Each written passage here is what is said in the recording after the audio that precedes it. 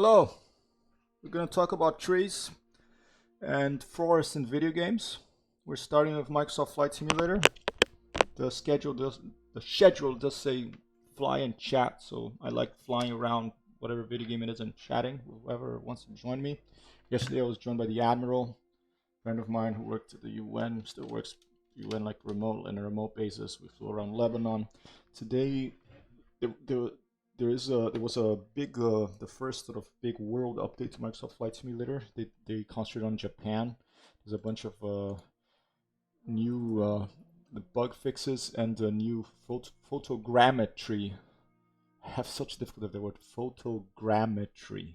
Those R's, updates. Let's take a look. Tour of Japan. Okay. Oh, in order to do that, they want me to buy. I think I need to buy a particular airplane to do the tour of the Japan thing. So let's just take a look at what we have here. Okay. This major update starting to the island nation of Japan, a region rich with ancient tradition and bustling of future-facing innovation. Japan presents a stunning panorama of old and new, urban and remote mountains and forests, which I want to talk about, cities and coastlines, now enhanced with remarkable graphical improvements that span the volcanic island chain. World Update 1. Japan features upgraded digital elevation mapping across the entire country. High-resolution 3D photogrammetry for 6 prominent Japanese cities: Sendai, Takamatsu, Tokushima, Tokyo, Utsunomiya, and Yokohama. And 6 exquisitely handcrafted airports: Hashijojima, Kerama, Kushiro, Nagasaki, Shimojishima, and Suwanoseijima. I apologize for my pronunciation if it's not very good. Throughout the environment, new countryside and pagoda-style architecture has been added, along with nearly 24 custom landmarks and points of interest, that's POI stand for, that invites you to explore the area's timeless world heritage sites, towering neon skyscrapers, iconic bridges, and sacred shrines. But that's just the beginning. This update also brings a trio of exciting landing challenges set at Japanese airports, new opportunities for pilots to overcome environmental obstacles, improve their skills. All right, free update available to all of us. That was a 7 GB update. If you're going to get this game and you're gonna, be a fan of it, which I think you should, because it's a wonderful video game, you need be sure to get like a 1 TB SSD hard drive, because there's going to be a lot of updates in the future. This is going to be a long-term project. Okay. All right, let's should we go take a look at one of these maybe handcrafted airports, one of these new ones? Um, how about Nagasaki? All right, I never been to Japan. It's a place I really want to go and spend time in at some point in my life, hopefully sooner rather than later. And of course, I've heard about it for a lot of video games. A lot of my favorite video games creators are from Japan. Hideo Kojima, I get blanked on his name right now, but Super Mario Brothers creator, the guy who did Nier Automata. So it's just been part of my life from an early age through video games, Japan, and I really want to go there in the real world. Let's go to Nagasaki right now. Let's see. Is it activities that I'm gonna find the landing challenges in Nagasaki maybe, or can I just? Oh no, that is not a landing challenge. This is just a exquisitely detailed airport. So let's just find Nagasaki on the map. Okay, we're gonna open up the world map here. And in this stream, I'm calling it trees and forests in video games because for some reason it's been in my mind lately. I don't know if it's because I've been seeing the news from the Amazon and everything is so much burning happening, so much deforestation happening, and and I wanted to talk a little bit about how trees and forests are represented in video games and in art, because I think it's something very important for us to think about right now. People get bent up with politics and all this stuff. All this stuff, really, it's and the pandemic and everything. All of this is like tiny little blip in the radar, and not even a blip in the radar in the grand scheme of the cosmos. And with the problems we're going to face if we don't take care of our forests in the near future are scary. And I think we have to pay more attention to what's happening with our trees that we've come down from, and uh, many millions of years ago, and we we lived in for a long time, and now we're generally cutting down in order to survive. A lot of people are cutting down trees because they don't have any money to survive that, to subsistence farming and all these problems. I have friends who work in the UN with forestry, remote sensing of satellites, and I think it's very important to think about this.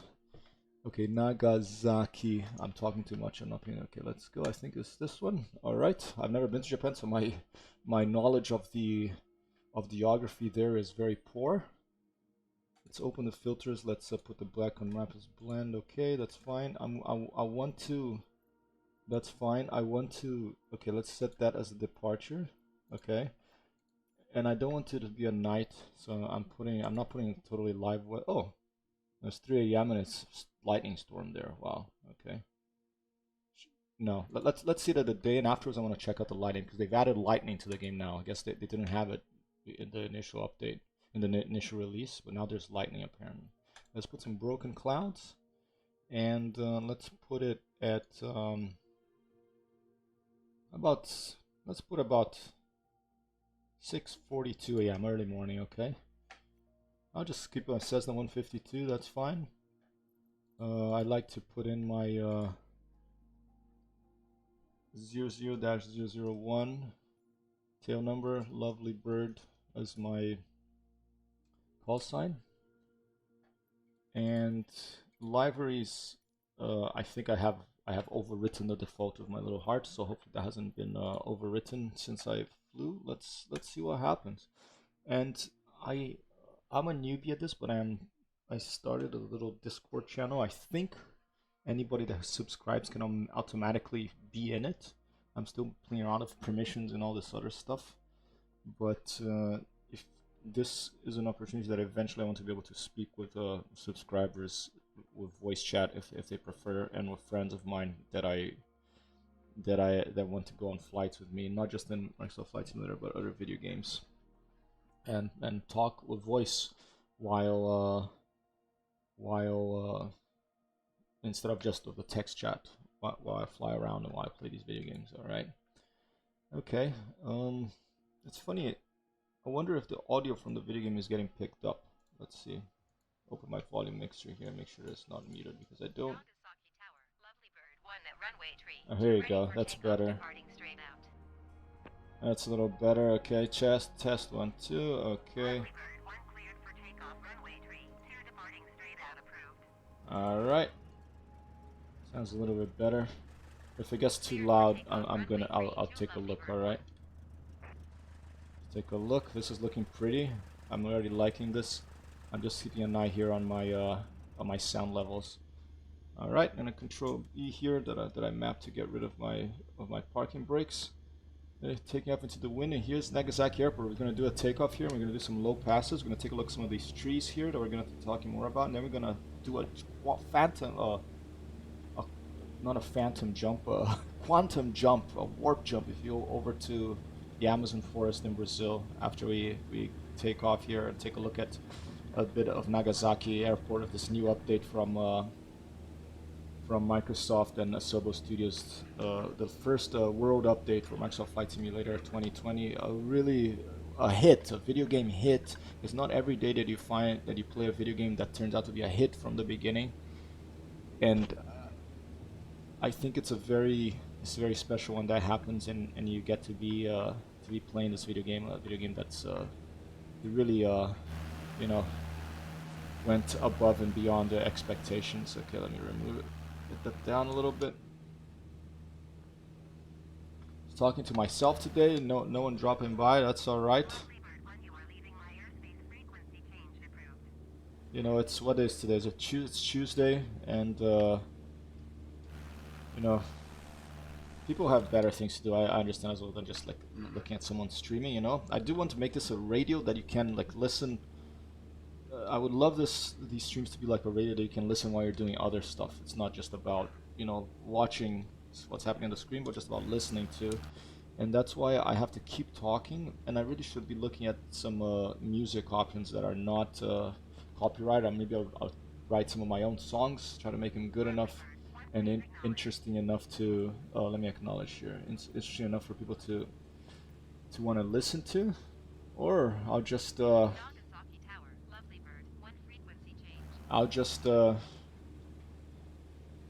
I'll just keep playing and talking as I have been, but it's going to be a developing situation. My relationship with the streaming and what's gonna happen, what kind of games I'm gonna play. I do want to be a variety streamer. I don't want to stick with only one type of game because I like so many different video games. It would be a pity to just stick with only flight simulators, or only shooters, or only one type of game. It's a nice little tower there. Some pretty trees over here. And here we are flying. Just took off from Nagasaki Airport in Japan in this latest update from Microsoft and Asobo Studios. Let's fly to that mountain there with a little bit of weather. I haven't really experienced. Look at this reflection here. Is there clouds on that side? Yep, it just reflects the clouds on your screen. That's really amazing. On your windshield of plexiglass. Yeah, I haven't spent too much time exploring the weather in this game because I've seen screenshots in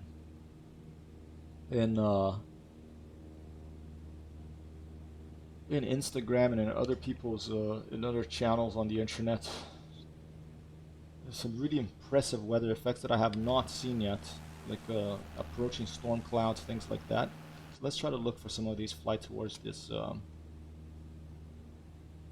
this mountain here and fly over Nagasaki, where one of the 2 atomic bombs was dropped in the Second World War. I don't know if this is true. This is a little theory of mine that I think that part of the great creativity that comes from Japan in art, video games, literature, after the Second World War stemmed from having experienced and seen such destruction, and then rebelling against it, and rebelling against the forefathers and the tradition, and seeking out new avenues of expression. Okay, new ways to express yourself, because I think that things like war and destruction bring out those qualities. If you look like Picasso's Guernica, stuff like that. Those kind of artworks are not going to come out of just everyday life. Okay, they're going to come out of often terrible experiences, which I hope, which brings to mind that maybe I'd rather have a world without a lot of great art about war and no war than a world with war and then art about that's great, but it necessitated. It was inspired by war. I don't know if that makes any sense. I'm saying it because this is streaming. This is just totally unedited, unplanned thing. I had this idea about the trees just basically a few minutes before I started streaming, okay? I mean, it was percolating in my mind earlier in the evening because early this morning, because I mentioned, I woke up, I couldn't sleep. I was thinking about trees, I was thinking about destruction of the environment, I was thinking about video games, all this at once. And look at these wonderful forested hills here. I hear about Japan that there's great metropolises like Tokyo that you have to spend time in, but then there's wonderful nature in the hills and around this volcanic island chain, and I would love to visit at some point. I have many friends, quite a few friends who live there that I've met around the world. I met in Tunisia, I met in Rome, I met in Brazil, and I would like to go and see some of these friends of mine that now live in Japan. Oh, a little bit of turbulence here over this forested region. I think we are, where are we? Let's turn on the light in the cockpit here, see if I can see something. It looks like a submarine light almost. We are we're flying east of Nagasaki in Japan, through some weather and an early morning weather. There's supposed to be some pagoda styles architecture added with this update. Slowly Microsoft will be updating the game so that the architecture of a particular part of the world is reflected from the in the game's graphics, in the library of buildings they have. And yeah, here we are, flying through some weather. I'm titling this Trees and Forests in Video Games because I'm not going to be playing the same video game throughout the stream. This is going to be a long one. I'm going to try to stream most of the afternoon, at least until 4 or 5, maybe later. The weather's bad here in New York, so some weather has arrived. and so it's a good day to stay in and stream video games. And so after Microsoft Flight Simulator, I'm gonna play various other different video games that have trees on them, even if there's just a little edge of it. Maybe there's a tree. Let's go see this sunlight shining on these trees here. And even if there's just one tree in one spot, I'm gonna play it and try to show it to you, okay? Because I think one of the things I love most about in video games are the trees, because as I was saying in the beginning of the stream, that's where it came from. We were apes and we lived in these things. And unfortunately, as time went on, we've become many of us who live in cities have become more distant to these wonderful life forms who we have a very our future is tied to these life forms, to these trees. If there are no trees, there's no oxygen, and we die, we perish. All right, so if we kill trees, if we deforest, we are really killing ourselves in slow motion. And another reason I want a basic income for all human beings is that one of the main reasons I want basic income for all human beings is that people in developing countries, a universal basic income, not just in one country but everywhere, and so that people in countries like Indonesia or Brazil who are cutting down trees to make a living don't have to do that, and they cannot cut the trees down to survive. They can, for money, they can have money, they can have a bit of money for food and shelter and some clothes, and they can leave the trees alone, okay, or live in a symbiotic relationship with them. All right, okay. Let me put this on. Let me put a little thing on Facebook right now as I'm flying.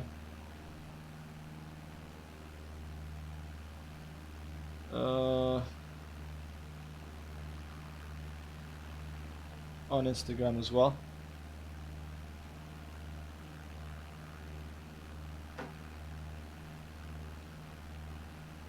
Freezing.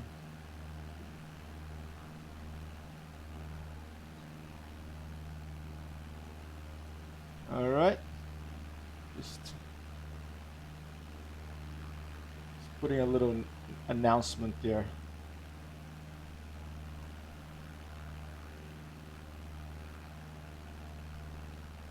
Trees in video games. All right.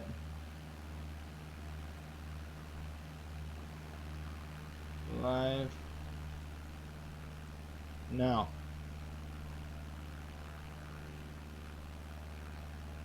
On Twitch. I'm just making this stuff up. This is totally off the cuff here, off the cuff of my shirt.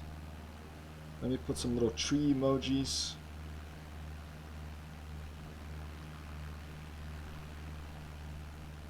Okay. And making sure my plane doesn't crash over here.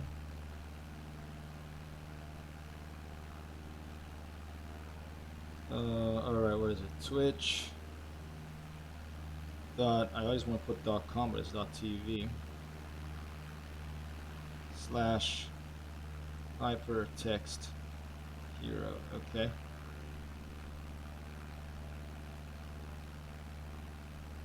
Alright, let's just do that. And I'm putting a picture of a real tree. Maybe people get confused. They think it's a tree in a video game because but it's a picture of a real tree that I took the other day where I live. Alright, lovely weather here over in the where am I? I think I'm northeast of Nagasaki. Alright, we're gonna stay low. I wanna be able to see these trees. I have to watch my airspeed over here as I corkscrew down. I could do it like, hey, Matsu, how are you? Good evening. Thanks for dropping by. When do you wanna chat by voice at some point? When do you wanna do that Rome flight? I just remember. Oh, there's a little airplane here. Look, there's a little airplane. I remember you mentioned you wanted to do a flight where you join me on chat and you talk a little bit about a place. It could be anywhere. It could be Rome. It could be somewhere else. Thanks for the Noita tips. I am going to be playing that this afternoon as well in this little stream called Trees and Video Games. Yeah, whenever you want, man. Can be tomorrow, can be tomorrow's what, Wednesday, can be Thursday, can be Friday, can be whenever. I stream every day, so you pick a time that's good for you. Usually I do the fly and chat, but it's 2 p.m. New York time, which I think is 6 p.m. Rome time. And whenever's good for you, it'll be good for me. Thanks for joining in here.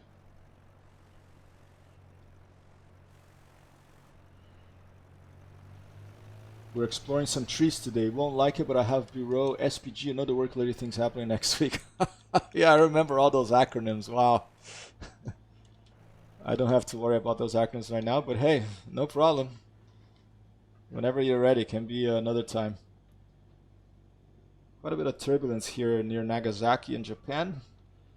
I'm gonna have to trim my nose to go down a bit. I'm talking about trees and video games this afternoon, Mazu.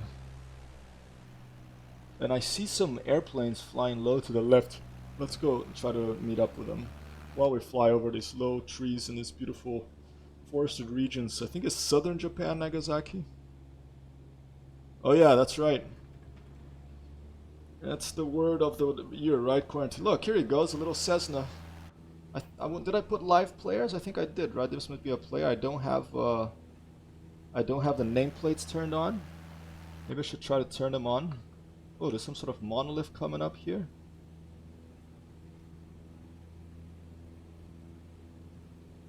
Alright. How's Rome today? Is it cold? Is it warm? Some big towers over here. I don't know what these are, but that's pretty odd. Almost look like some Tower of Mordor. It's like a giant. I talked about trees in video games, and there's some giant, like it's like an Ents over here. Look at that! It's on a building. Wow, what happened over there? Okay, this is very odd. It's some sort of I mean, I was talking about trees in video games, but I didn't expect this. I didn't expect to find like Ents in near Nagasaki in Japan. There's even a little tree on top of that one. Let's do a flyby on that, see how it works. Oh, you're stuck inside. All right. Wait, are you like you're not in your apartment? You're where you were staying before? Look at this. A tree house in Japan. And here's a tree. It's a very odd. It's like the gods they read, but they're like, okay, you want to do trees in video games? We're gonna put a tree on top of a spire on Microsoft Flight Simulator here for you. And there's one. Okay. What a beautiful tree attached to the top of this rocky spire. Very strange finding here near Shiota in Japan. Oh, a lot of turbulence here. You can hear it. You can feel it shaking. Yeah, I remember. Hey, I played Elite for the first time in a long time yesterday. I installed it. I got my key bindings more or less set. I managed to load up some backups. So if you want to play, we can do that whenever you want. I know you're far away, but like I mentioned, I think you sent me a picture of where you are, so I have to find somewhere in between and maybe we can meet there. But please head back to inhabited space, Commander. Okay. Let's keep flying towards the sun. I always like to have the sun. One of the reasons I love road trips heading west is because in the end of the day the sun is setting in front of you, and I like chasing the sun. So I prefer, at least on Earth, I prefer road trips that head west instead of east. That's a weird glitch. Look at that. I can see like the horizon line. I think that's the horizon line right there. That is a weird glitch. So it's a new bug.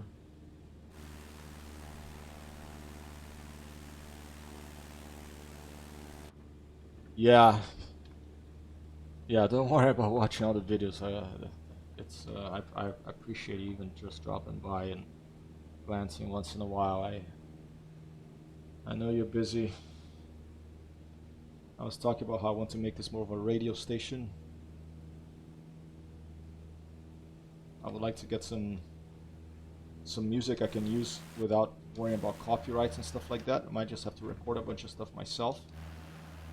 But I think there is music you can find on the internet. I'm sure there's music you can find on archive.org, and good music like old jazz, new stuff from artists that put it out there for free.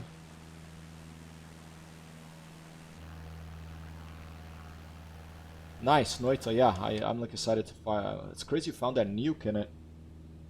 What did that do? Did it was it a big explosion and then like radioactivity or something? Speaking of nukes, I just took off from Nagasaki.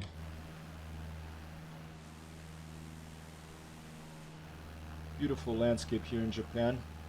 Let's fly low here, see if we can find some of these new pagoda style architecture that they were talking about in the updates.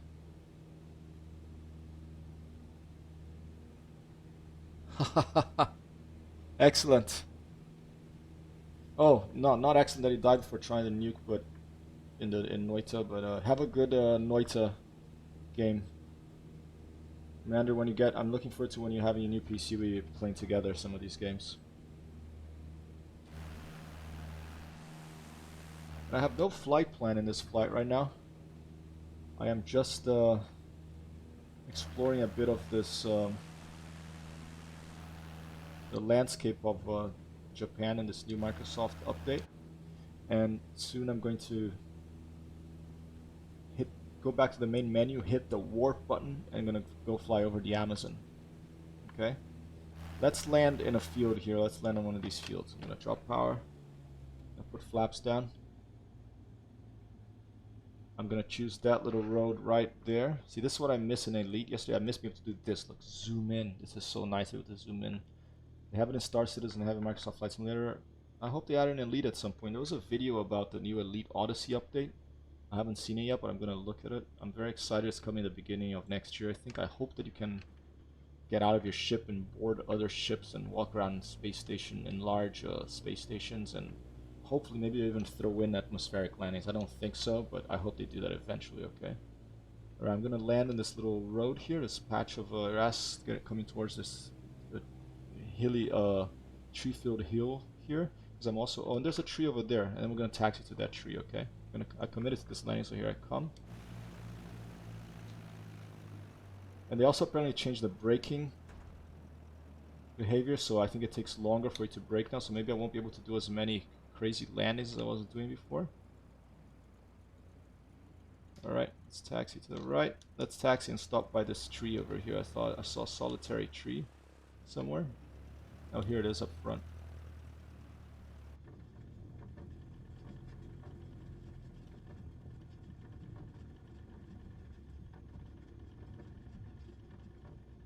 Head a little bit lower in the cockpit. We're going to park by the solitary tree here. And this is what we're doing in this afternoon stream. We're going to visit various trees in several different video games. Okay. So this is the first one. Well, we saw that crazy spire tree before. This is one of the first here in Microsoft Flight Simulator. Now I'm going to warp to the Amazon, and we're going to fly over the Amazon to see what the trees like look over there.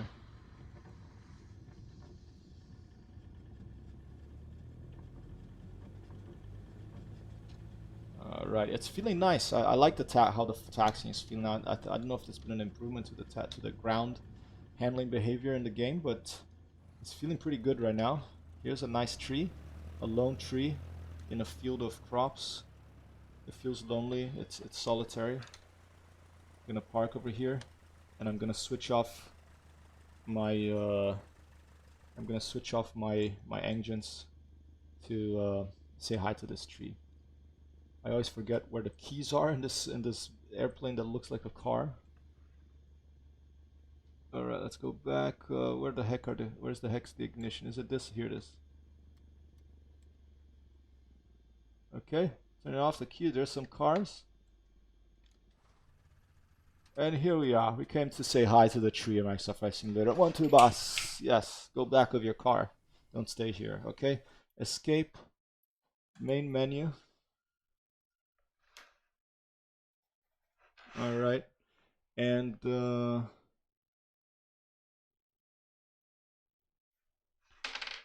continue.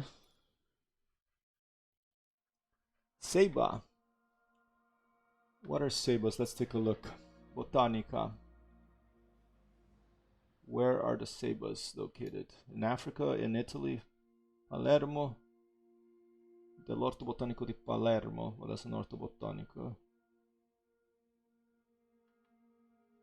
Ceiba tree. Are those like uh, native to tropical and subtropical areas of America and tropical West Africa? Is that right? Yeah, okay. Yeah, let's take a look for some ceiba trees. That's fine. Honolulu. All right. Yeah, I'm not sure if they will model all the types of trees. That would be wonderful. Let's look in South America. There is wonderful trees in South America. Look at all these. Are these little airplanes? Yeah, these are all little. These are all players. These are all players flying. They're probably flying the what's it called? The new scenic tour of Japan. So that's interesting. You can see a bunch of players there. Look at that. There's a little string of players flying. I think you have to have the Beechcraft King Air 350 to get that, and that is one of the airplanes that came out of the deluxe version. I don't have that airplane, so I can't do that particular scenic route right now. But it's excellent to see people doing all that. Eventually, when I have a bit more money, I'll get the deluxe edition of all the airplanes. Okay, so right now I want to go to the Amazon. Okay, um, let's just pick a spot. Let me open filters. Let's put it IFR so I can see a little bit better here.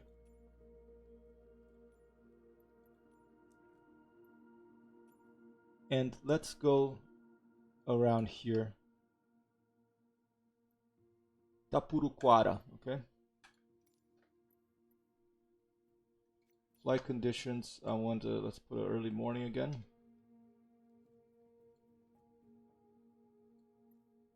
I'm gonna put yeah, Broken Clouds works. Alright, let's fly. The mother tree, huge compared to the others. Yeah, I used to climb these types of trees when I was a kid, and believe it or not, around in the outskirts of São Paulo. Over 20 years ago, it wasn't as built up as it is now, and there was these. I was lucky enough to live in a place of a lot of trees, and there was this tree that we used to call it a Árvore Central, the central tree, and it was a huge tree. I think it was one of these trees that you're mentioning. It might have been a type of avocado tree. I don't remember right now. But whoa, was there something flying, or was that me? I think I might have seen a plane flying. Not sure. Okay. All right. Some big trees around here. We're in the Amazon. The name of the if you want to take a look on the Google Maps, if you put SWTP, so Sierra Whiskey Tango Papa, and you put airfield and you put Amazon. Okay, there's I think this I don't know if that's elevation up there, but I think this is the Amazon River or one of the tributaries. So let's go. Take off. Never flown over the Amazon on this. I was thinking about doing a deforestation stream, but you know I don't want to. I have a friend of mine who's like, why is it so dark? I don't want this to be a. It is important to talk about, but I don't want it to be. You know, I want it to put a smile on your face, not a frown, a sad face. Okay, so we can talk about it, but I want to concentrate on the beauty of trees and of forest first. Okay, very isolated airstrip here. You can see there's some supplies down there. I hope that eventually they do some built-in cargo transportation modeling in this game, so you could fly as a bush pilot.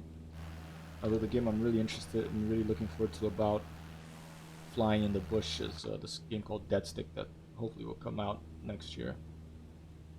It simulates one airplane in great detail. Like if you do a bump on one wing, it'll simulate that bump will stay there for the next mission and affect your flight dynamics, that sort of thing. And but it would be nice to do it in this game where you have the whole Earth to fly around.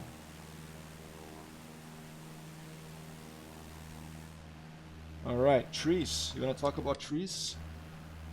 Come to the Amazon, okay? A little bit of I don't know if this is deforestation down here, but it's a little empty patch over there. I think that's the Amazon River back there. I'm gonna try to get some height here, and take the higher you get, the more it becomes apparent that you're flying over a real place because of the satellite imagery kicks in.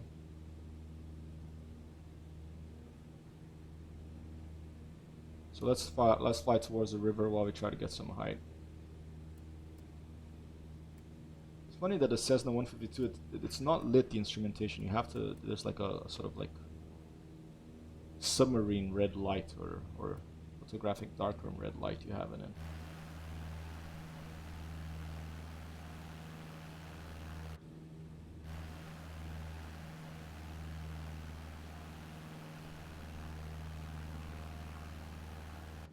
Quite a bit of wind, I feel. Bit of weather coming in here from the, what direction is that? The west? The southeast. Weather coming in from the southeast. We're now flying west. There you go. Those are the kind of clouds that I've seen screenshots of. These types of clouds. Let's fly into those. That looks nice. Flying over the Amazon in Microsoft Flight Simulator. Let's find out where this is.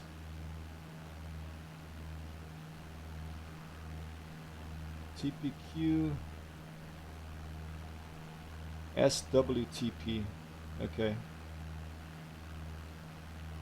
Let's see.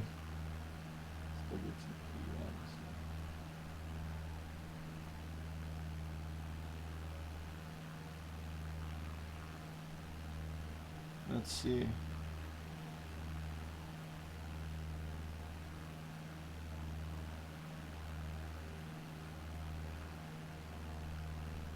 Amazonas. Santa Isabel do Rio Negro. All right.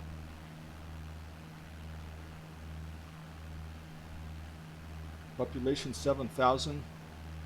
The highest mountain in Brazil, Pico da Neblina, is located in the municipality. But it's 180 kilometers in a straight line from the urban seat of the municipality, inaccessible except to the Amazon rainforest. In both a national park and Yanomami reservation, are fair control and restricted access. Okay, we could go try to find that. Pico da Neblina.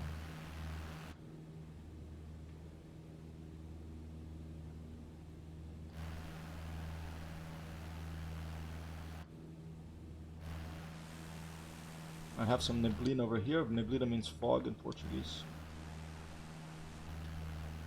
Trim my nose down a little bit. Let's see where it is. Santa Isabel.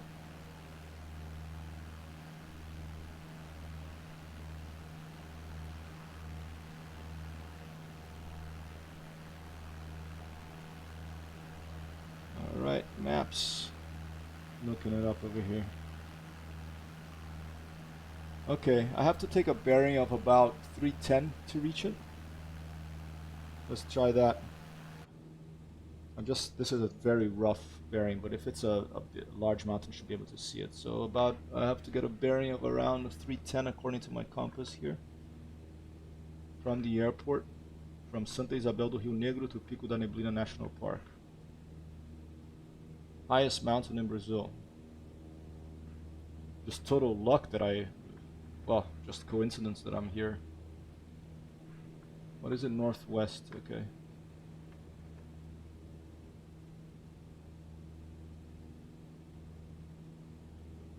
There's my compass.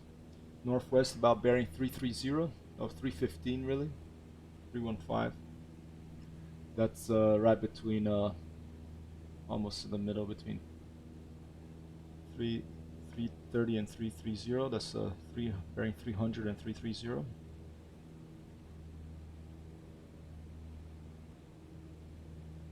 Alright, there's 330. That's north-northwest. Keep going. It's about there. Okay, let's keep heading this direction.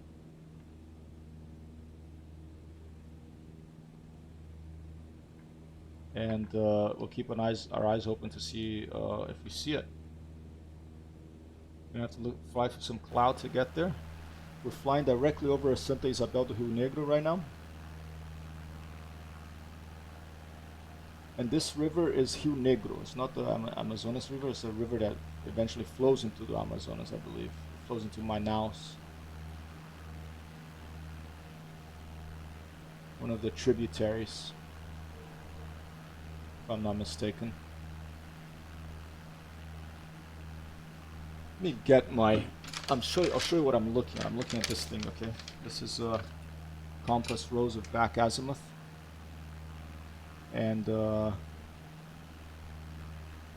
right now I'm putting it on a screen and I'm getting a bearing.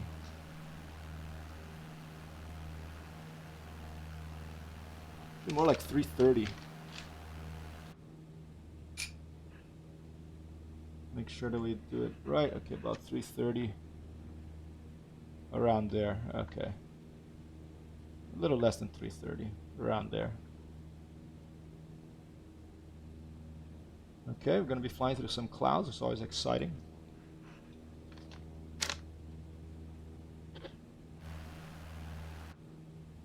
And we'll try to find this Pico da Neblina. And once I find that, I'm going to switch games and talk about trees in a different video game.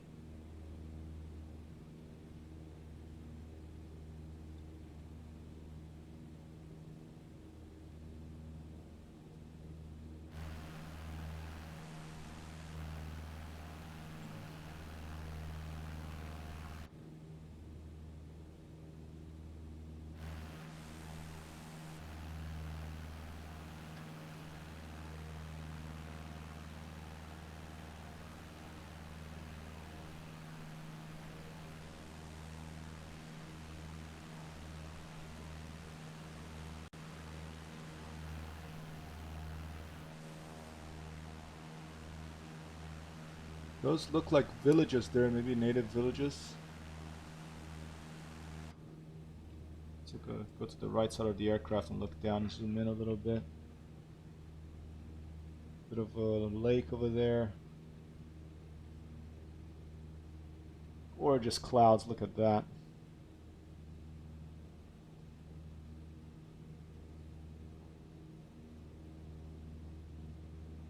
That's where we took off from. It was called Santa Isabel do Rio Negro, the airfield there.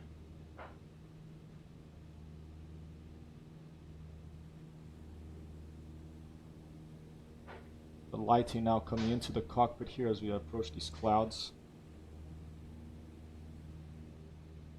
Gorgeous lighting. Ciao, bichinho! Ciao, bichinho! I'm talking to my cat. Cats are happy. Yep, I'm flying up the airplane then. I have to wear my suit.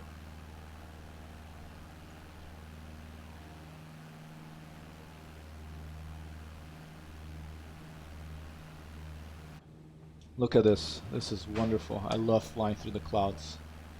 This is my favorite part of this game. This and the landings, the touch and goes.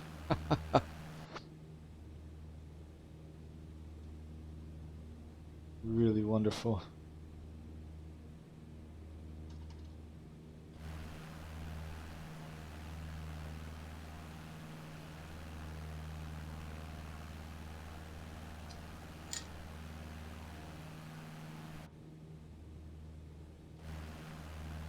You can see the Amazon far below, the largest forested rainforest in the world, rapidly becoming decimated by deforestation. And as I was mentioning before, we need a basic income so these people who cut down the trees don't need to do it anymore. So we have to find a way to, if if some of the billionaires in the world got together and it's like, all right, we're gonna give money to, we're gonna pay people not to cut down trees. That would be a good use, an excellent use of their money. That it would be actually be an investment for them because we all breathe the oxygen that make these lovely clouds here and may help us breathe that these trees produce. They get carbon. They get the. I don't want to like talk too much science that I don't understand, but they remove the carbon from the air too. So if you plant trees, you help the world to help balance our environment into some, keep our environment balanced into something that we can live and we can breathe in. Okay, let me look at my heading here. I don't want to go too much off course here. It's nice to fly around the clouds. Okay, I'm 330, still going the right way. It's at about 180 kilometers in a straight line to this Pico da Neblina. I am flying, I think, at close to 180 kilometers per hour. Let's take a look. Where's my airspeed? I think that's my airspeed there. That's knots. I'm at 19 knots. What's 19 knots in kilometers per hour? What's that? Let's see. It's about 166 kilometers per hour. So I should get there in just over an hour. Let's get to Pico da Neblina before we switch video games and talk about trees in a different video game. Okay? Let's try to find it. I've never been there in real life. I don't know what it's like. Let's take a look at the Google map here. And I'm gonna actually alt tab here real quick while I'm flying. And see if I can bring up a Google map here for you to see.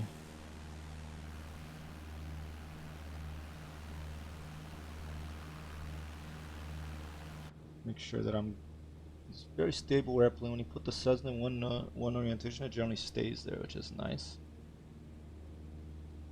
Very stable aircraft.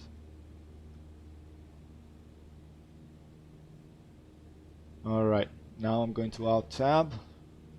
And I'm going to try to open up a browser window. And I'm going to put Pico da Neblina, Brazil. And we got a map opened up.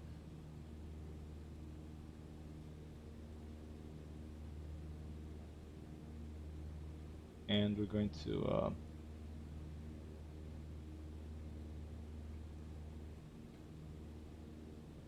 Santa. We're gonna plot a course. Isabel. What was it called? Do Rio Negro.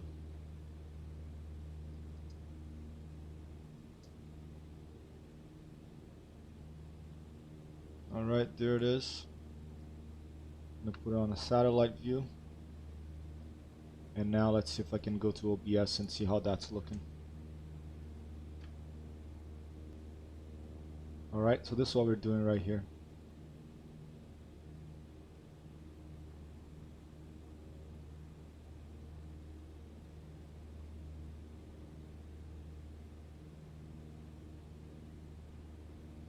State of Amazonas, Brazil. I don't know if I have a Garmin GPS in my airplane. Let's take a look because I have a little GPS coordinates over here. There they are.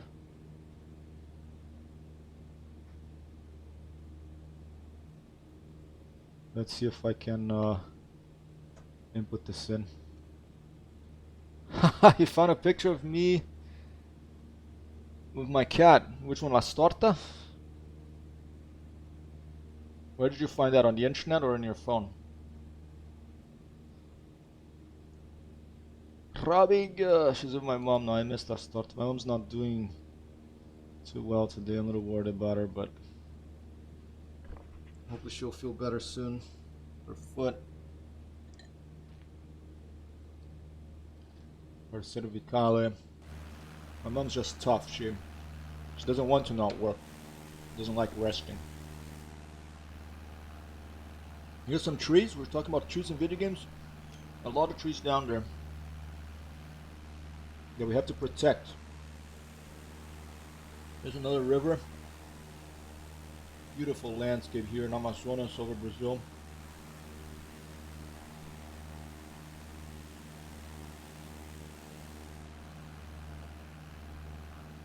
Wonderful, wonderful views.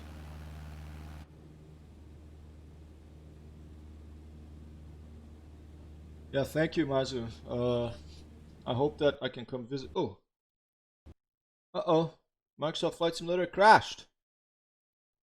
Oh dear. Okay. I pressed V to open the VFR map and the game crashed, so let me fire it up again. I hope I can come to Rome soon and so we can meet all together again and go for dinner. Or I'll make some dinner at home. Oh, crash of Microsoft Flight Simulator. Happens. Oh, I got an achievement the other day. Use the smart cam to view animals for 3 seconds from a distance of 550 yards or less. Did I do this the other day?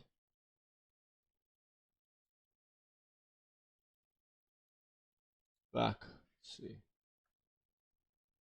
Yeah, I unlocked it today when I was flying close to the giraffes. Yeah. Well. Wait, who invited you to dinner? My mom?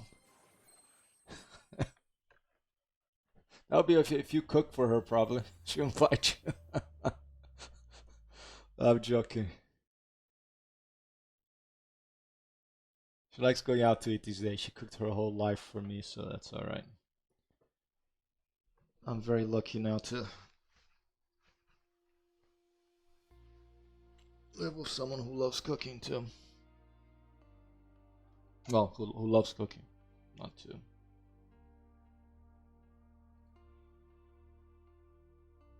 Alright, let's try again. I'm gonna try to start from where I started instead of Oh, okay, yeah. Sorry, the text we can. Do you wanna chat on Discord? Are you busy right now? We can chat on Discord if you want. I'll send you an invite to my server. But I think you're playing Noita, right? So no worries.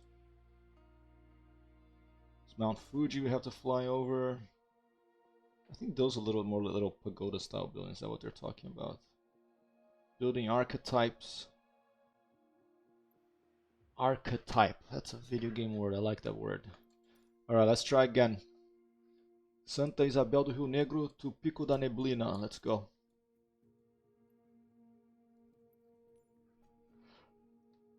Let's say Pico da Neblina. Let's see if it's actually on the... Probably not, right? Santa Isabel do Rio Negro. That's where I want to take off from. Okay. Let's put IFR. And let's see, what is this? San Carlos, San Felipe. I think it's not as far as that. Let's take a look at the map that I saw. I try to line it up.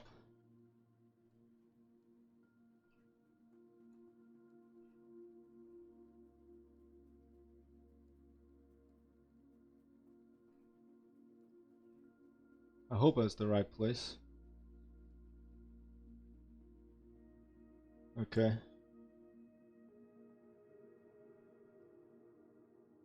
I'm gonna get my thing now. I'm gonna overlay it on the map on my screen to get a rough bearing. Yeah, it's about 3:15. No. Yeah, 3. No, wait. Actually, more correctly is about 3:35. Bearing 3:35. Okay. Let's try that. I'm gonna start from around here. Still with my Cessna. It doesn't seem to remember the. Oh, it did. That's good. I think that's an improvement.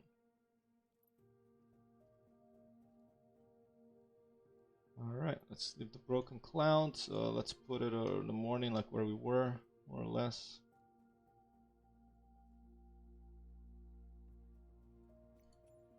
And go.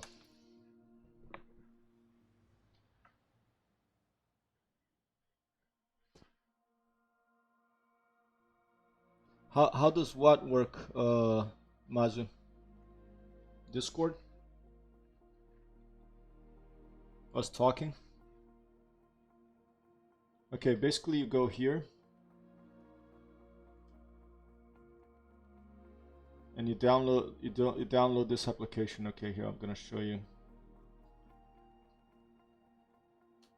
So download that, and after you do that, I'll send you an invite to my server.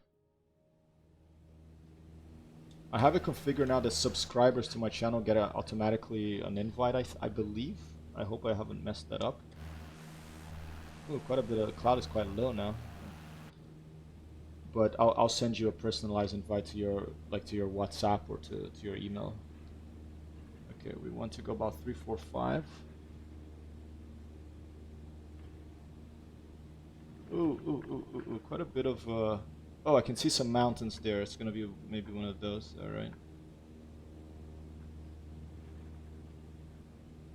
Let's just stay in that direction. That's okay. Quite a bit more weather.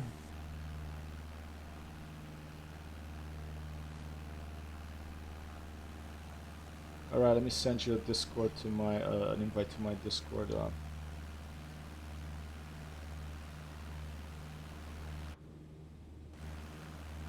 Just have to trim the airplane to make sure I don't crash in this bad weather first. Flying over the Amazon here.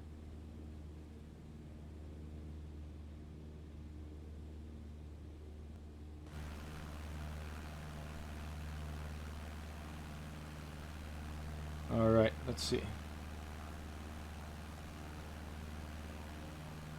Oh, okay. Wow. Is it controlled by the Chinese government now? Is that what's going on? I don't know. Does Xi Jinping has to personally approve every application you run on your laptop?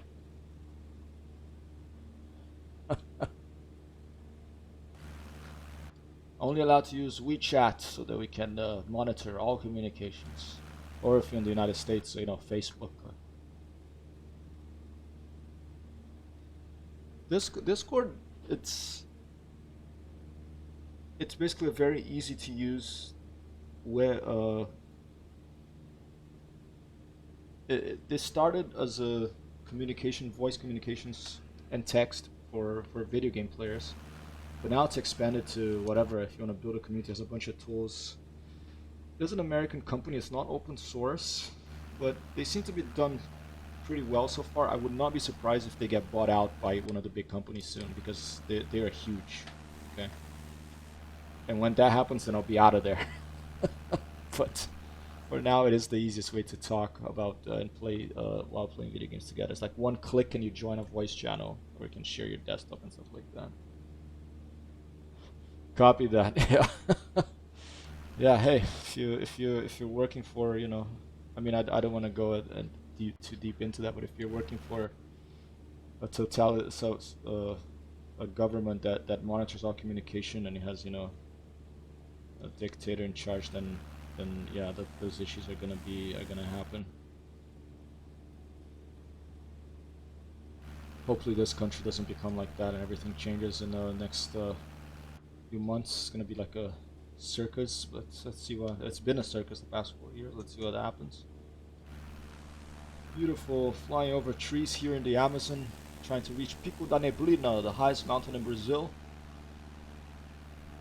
And here's Nightbot doing some advertising for me. I have it configured to every 45 minutes or 30 minutes if someone chatting, putting that sort of information out there, because I basically, you know, I try to learn from the best. That's how I've always tried to live my life when I was old and smart and not so dumb that I don't realize it. That you should only really listen to people who are you know, who are smart, and you should copy from copy from the best.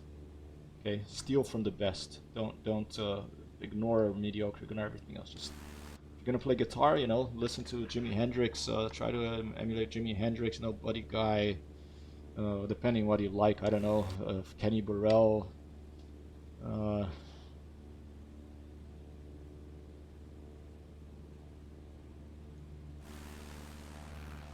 But you know, there's different tastes too. There's maybe you like Nirvana. That's a different style of guitar. It's not like a don't have to be as dexterous with your fingers to play that well, but it's still very good, in my opinion. It's a pretty crazy tangent here.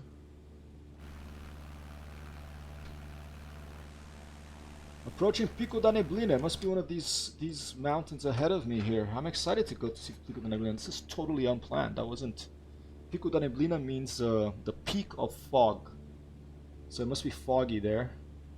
Let's try to pull up a picture on the browser and see what it looks like. Pico da Neblina, Brazil. See if it looks like if it'll look like.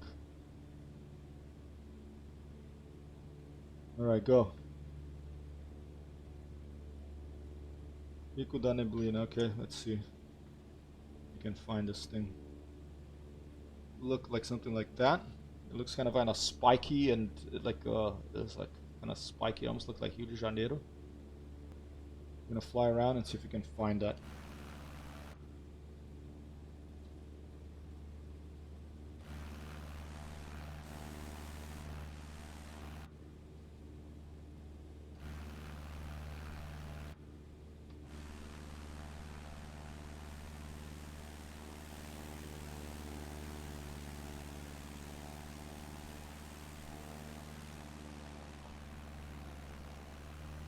You know what I miss in Elite, Mazu? Trees. That's what made me start thinking about this yesterday. I really want them to... I want them to make landy and atmospheric planets a priority. They're having the update where you're going to be able to get out of your ship. I'm excited for that, but I miss... That game is... It's too dark after a while. I played that game for a long time. I love the game, but it's so dark after a while.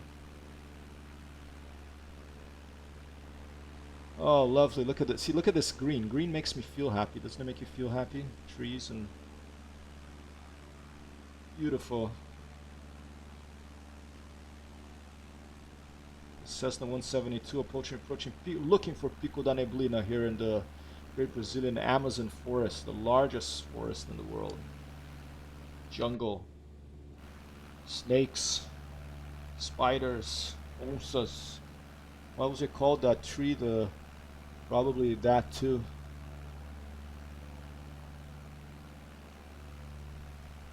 Ceiba tree. Yeah, exactly. It is amazing, but I think that's one of the wonderful things about traveling in space and having done that, having seen Earth from, like what these astronauts say when they see Earth from orbit, or when you go to the moon and you look back and you see how tiny and small and lonely and this vast blackness our planet is. It gives you a whole new appreciation for, you know, environment and living in symbiosis and harmony with the natural world here.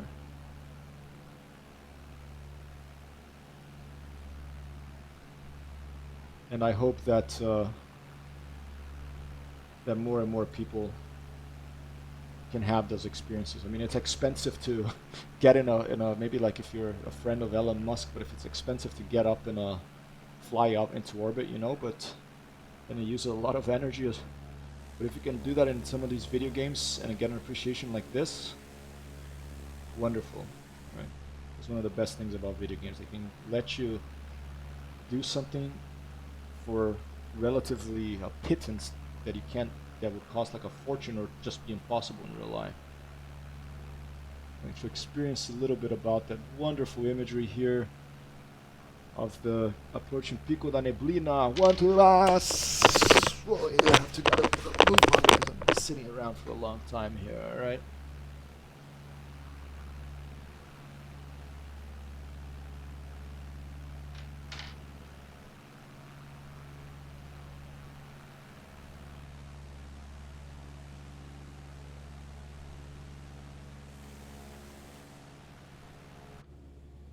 Is that it, I wonder? Let's take a look around.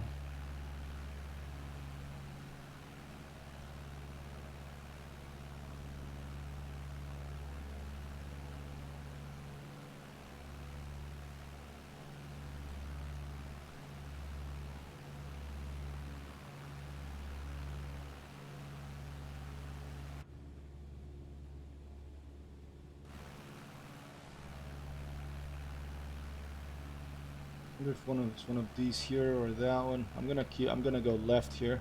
It's supposed to be the tallest mountain, so in Brazil. What a beautiful part of the world. Look at this emerald green down here. And some bluish rock over there.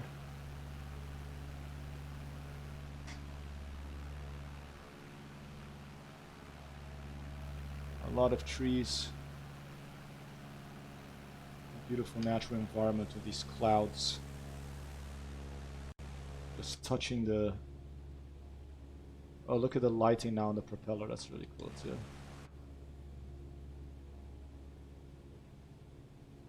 Okay, my engine is losing power here. I think I have to pull in my mixture. Stand by. Here's my mixture. The engine is losing power here. There you go. That's better. You see it picking up power? My mixture was too heavy. Yeah, wow, okay. Good thing I noticed that before I got too close to that. To this, because I'm climbing here, but it's getting close to these things, like this wall of trees in front of me, you know? To be able to clear this, and to lean my mixture, get more power. Because when you're low to the ground, you heavy mixture, put a lot of fuel there, but when you're higher, the air gets thinner. You gotta lean that mixture to fly in the most efficient manner possible. I think I can even pull it a bit more. I'm not sure. I don't know how to fly this plane in real life. Although now that I have this game, I can pretend I do, and when I do it one day, I want to get my private pilot's license. I'm gonna practice using this a lot. Alright, I think this around here may be it. But I'm having trouble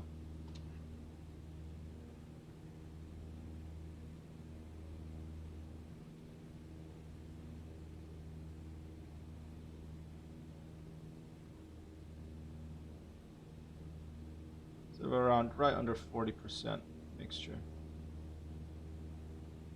38, that's good. Feels feeling better. Maybe this is Pico da Neblina, I'm not sure.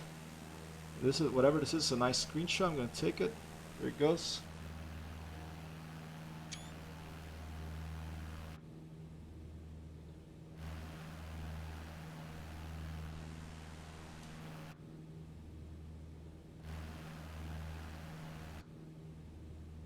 Maybe Pico de Neblina is in the fog, so I won't be able to see it. Hope I don't crash into it. I see blue in front of me there. We're just going to go through some clouds here.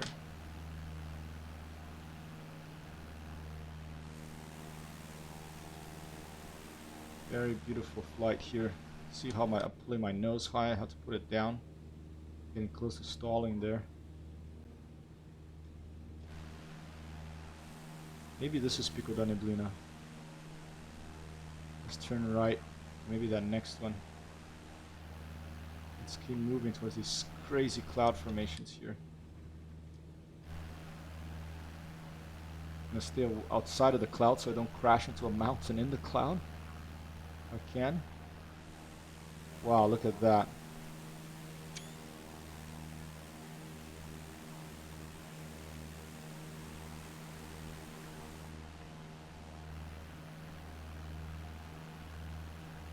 A little scary here. I can't see too well in front of me.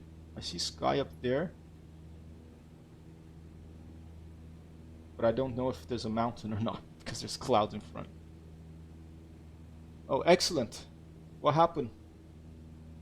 What happens when you fire the nuke?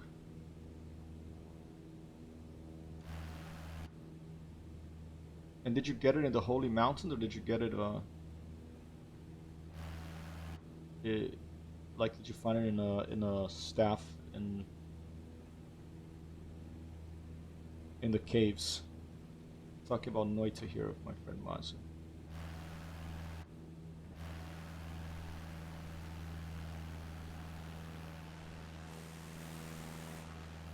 Yeah, the weather system in this game is something else.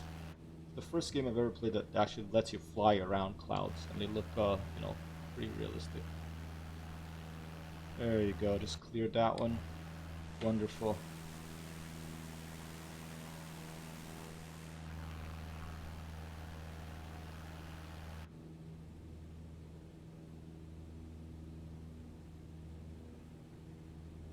Okay.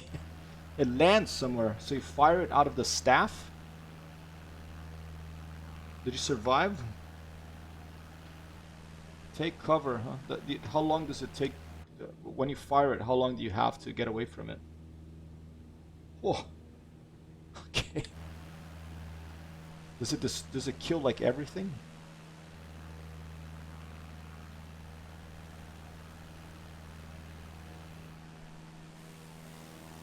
Huge cloud formation next to my Cessna 152 here. Lovely bird, 00-001, flying around or near Pico da Neblina in the Brazilian state of Amazonas, largest forest in the world. 0 seconds. Wow, okay, that sounds rough, dude. I'm gonna have to be very careful with that. I think I'm only gonna fire that in emergency if I find it late in the game. I mean, I think the furthest I got was that forest. I haven't gotten far at all on it. I'm probably gonna play Noita next after this, because there is a tree in the beginning, right? There's some trees in the beginning, and there's tree roots. A wonderful imagery. I mean, look at this lighting of that.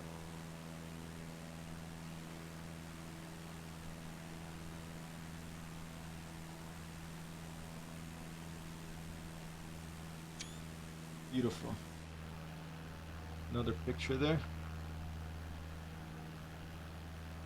Huge cloud bank between me and the sun. You can see how the light changes based on the angle you are from the airplane and whether there's a cloud between you and the sun or not. Just a wonderful, graphically stunning video game this. Copy that, Mazu. And thanks so much for being here, dude.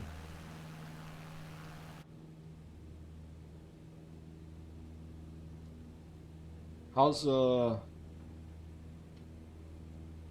Lieutenant Montuori doing? Tell him I say hi. Also Arthur. And I don't know if Marco's still there. How about Adriana and Celine? She left. I think maybe you mentioned that she did once. I don't remember now.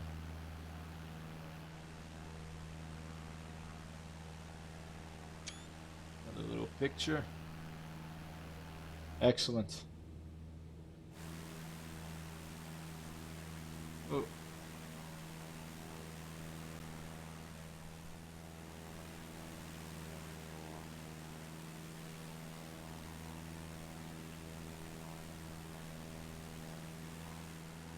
Slowly getting better at controlling this drone camera and Microsoft Flight Simulator. What I'm doing right now is I'm just going round and round. I'm going to try to get higher on the above these clouds here.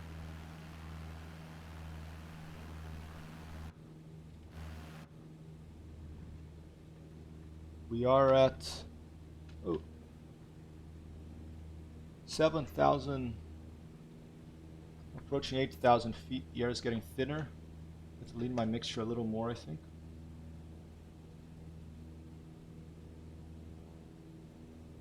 Oh, a little bit of turbulence. Whoa, right above the clouds here. Look at that. Oh, don't want to cut it.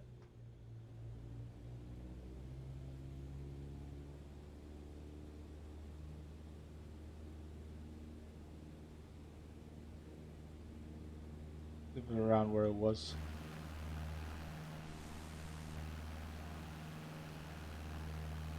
Got it. Yeah, I thought I remember that.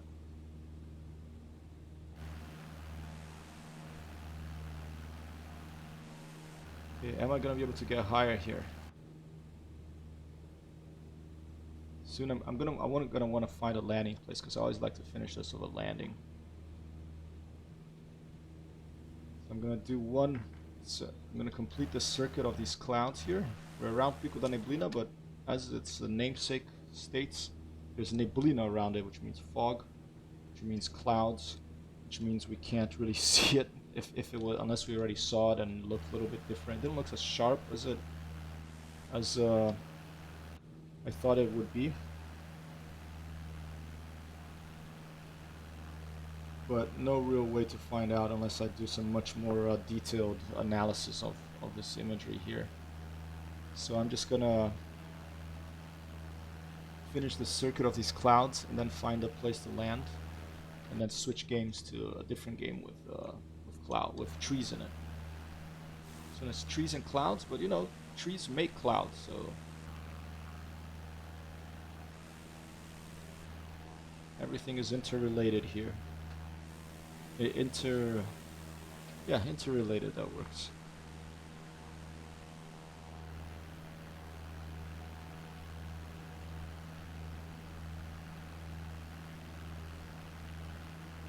Is that a cloud or is that a mountain? I think it's a cloud.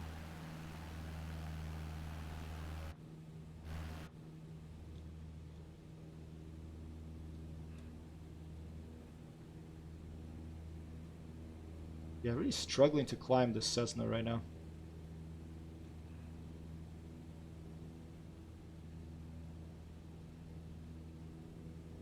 Maybe there's something else I can do. What is this? Auto control, I'm at 100. Mixture at 38. A little bit less. No, I think I'm dropping. Let's leave at 46. Over the clouds now. Barely over the clouds.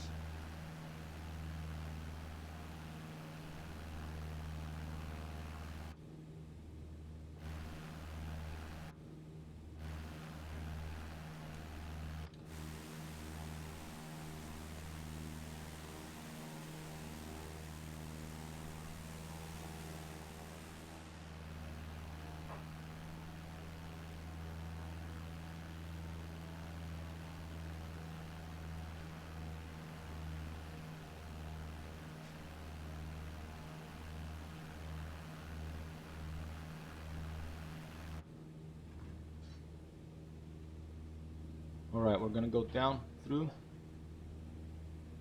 As soon as we can see somewhere to land, and we're gonna land there. And we're gonna switch video game. I'm gonna take a little break, get some water. I'll come back to another video game. And Mazu, since you're hanging out here, if you hear me, you get to choose what I play. Do you want me to play Noita? Do you want me to play Generation Zero, which is a shooter against robots in 1980 Sweden? Do you want me to play Division 2 in post-apocalyptic Washington, D.C.? Do you want me to play Ghost Recon Breakpoint in a fictional island in the Pacific? Grand Theft Auto, Artus Termovic, or something else you choose if you... Okay, I'm gonna discover some new games, alright. Have you seen the Generation Zero that I was streaming earlier? 1980 Sweden. It's a co-op game, so when you have your computer, we'll be able to play that one. That'll be fun.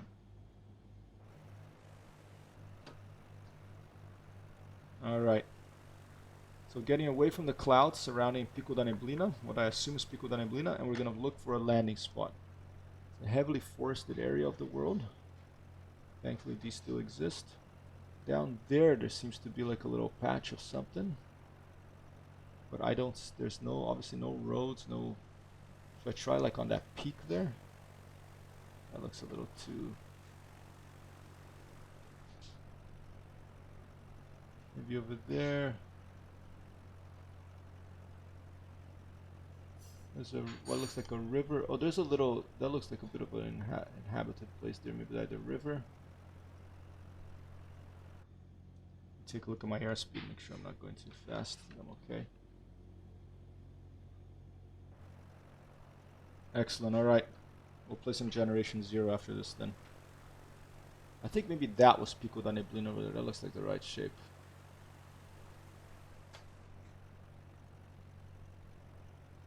Alright, I want to land somewhere in this heavily forested area. Who knows where. That looks like a good candidate, that little patch there, but as I approach it I can see there's a lot of trees there too. Very tricky. How about that? Very steep.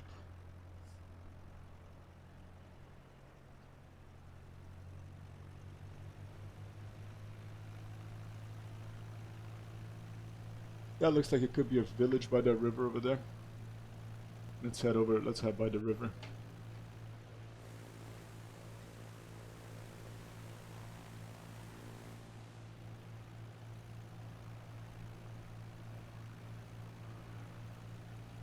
Full power.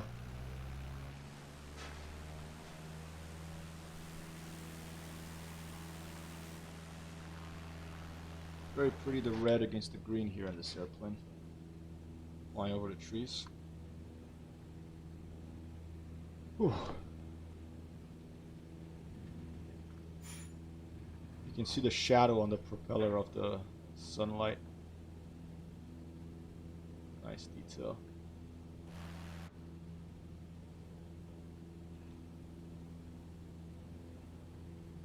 Shouldn't forget to make my mixture rich when I get close to the ground again.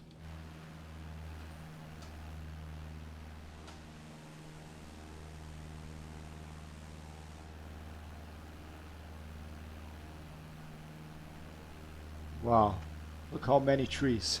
That is awesome.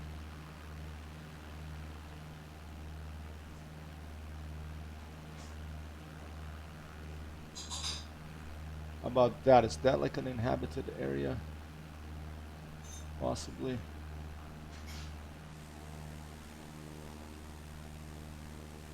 The little antennas on top of the Cessna 152.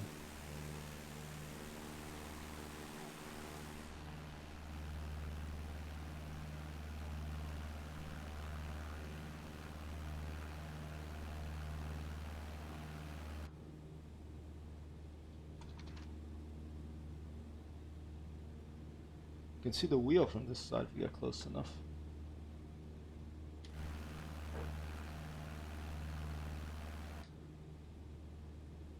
It's a nice little formation there. Way too small for a landing. Wow. This is a challenge. I don't know where the heck I'm gonna land here. Maybe there?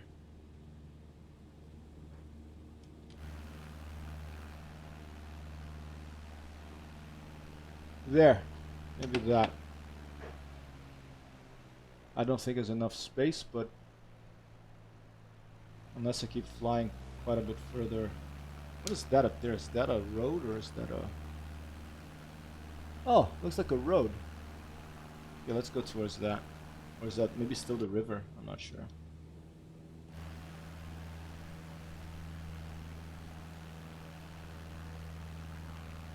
Emerald green and blues here in the Amazon region.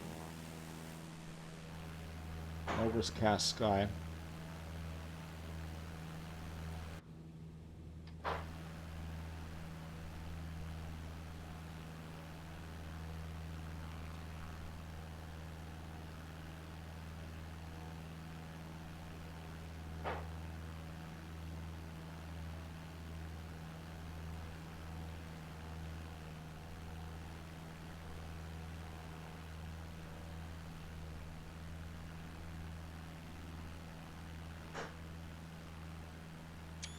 A little picture.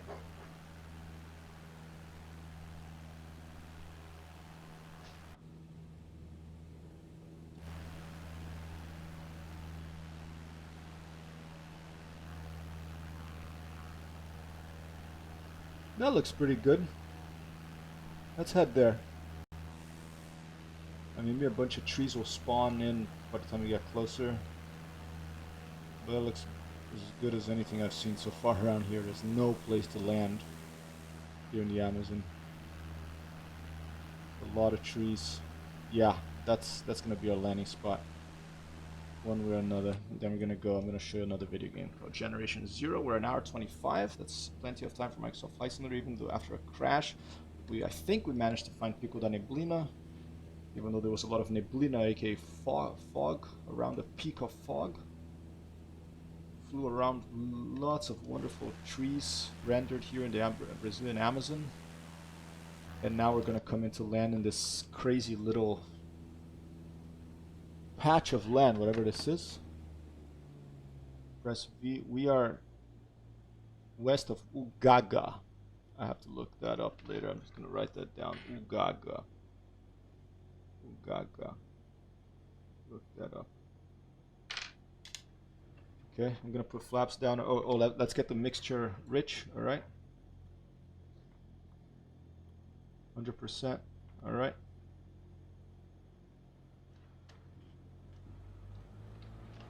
Flaps down.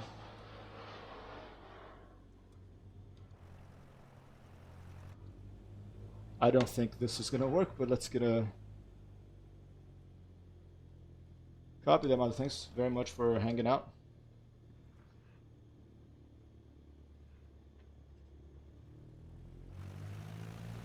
This is pretty nuts. Not sure if it's gonna work, likely not, but we don't really have another option other than flying for a very long time, and I want to switch to Generation Zero soon after I take a little break. Landing in the middle of the Amazon forest here. Microsoft Flight Simulator in some strange little open patch.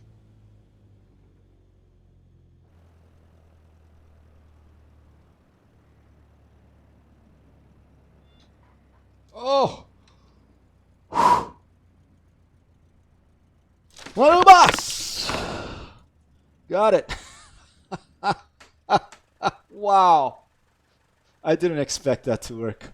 In the middle of the Amazon forest. Wow, I'll take that one. Alrighty. Okay. That's lovely, lovely imagery here from the middle of the Amazon forest near Pico da Neblina. You can probably see it in the distance over there with the Cessna 152 that has been flying from Santa Isabel do Rio Negro. We managed to land here in the middle of nowhere. Now, maybe, you know what I should really play now? I should play this game called Green Hell, which is about being in the forest. I don't have it, though. I have to buy it at some point. But I'm going to take a break. Thanks so much for Mazu for lurking a little bit. I'll be right back with Generation Zero. Thanks for joining in. I'll be right back. I'm going to switch my mic off, and I'm going to turn on my little be right back thing, okay? Actually, let's just leave this image right here, and I'm gonna turn off the engine, okay? Because this is pretty cool image to leave people with right here. All right.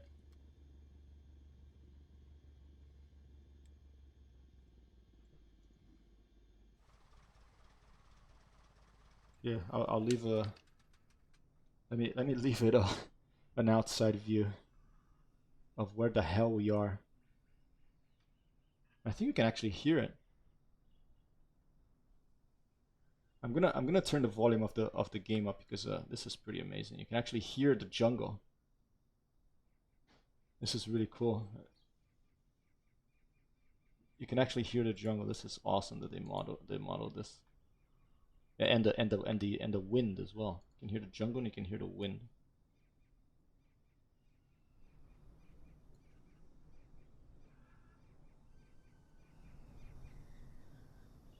Here, I'll leave it like that.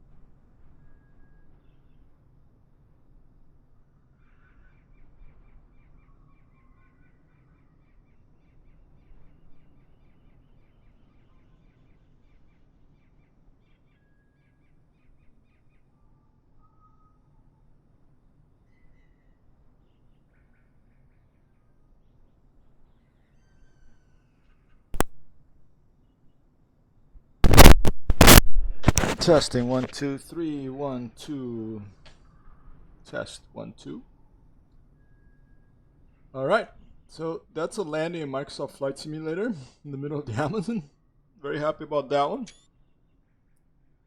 We're talking about trees in video games. We're gonna switch to another video game now. Hey, look, Mazu. At least maybe this is one of those I don't know if this is one of those trees, but they do have like palms. It's wonderful. What I'm very impressed here is the sound of the air and this forest ambience that they've added. Very lovely. Okay. Look at that. Isn't that nice? Alright, but now we're gonna end this and we're gonna switch game. We're gonna go to Generation Zero, which is what I was playing earlier today. 1989, I believe, Sweden. So the Berlin Wall has fallen and that alternative universe as well. And there are killer robots roaming around.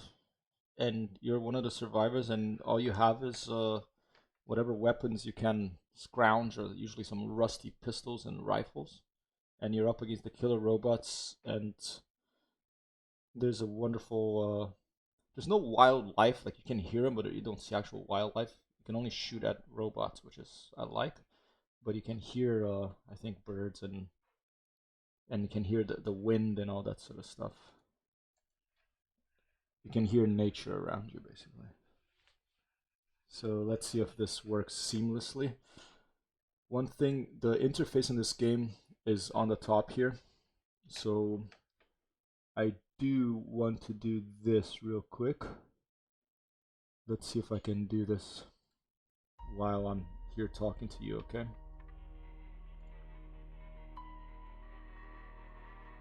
Alright, Generation Zero.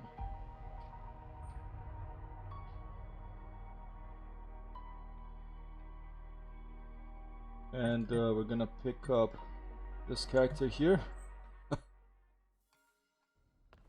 And while I'm waiting, it starts very quickly, this game, which I like. I'm gonna wait out here for you to basically be out by nature while I do some stuff with my stream, okay?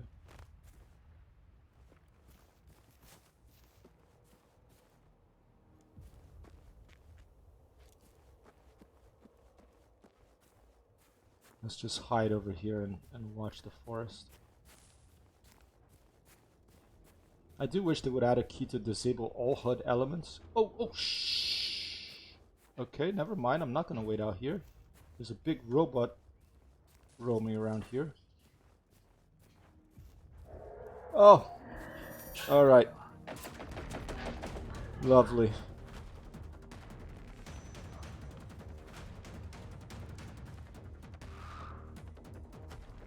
I'm just gonna hide over here.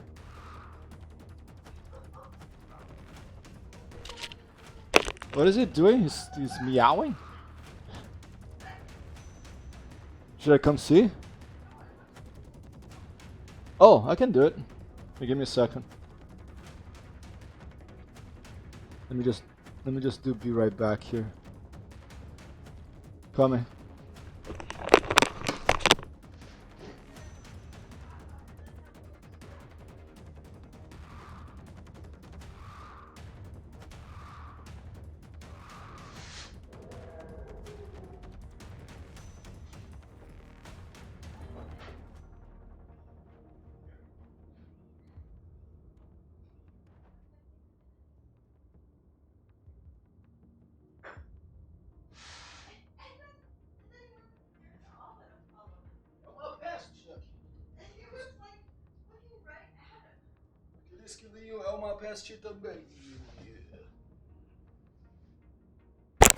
Alright, 1 second, I'm almost back. Almost back.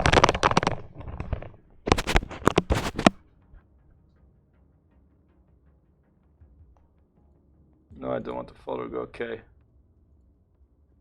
I do want to move this stuff here to the bottom, so let me try to do that now. Let's see if I figure this out, okay? I'm gonna do it on stream because why not? Oh, he's right next to me, this guy too. He's right around here. I'm just gonna stay crouched in here.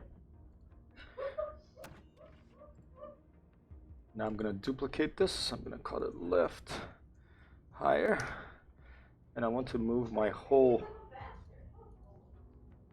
camera interface a little bit higher here, so you can see the interface of the game properly. And another thing I want to do is I want to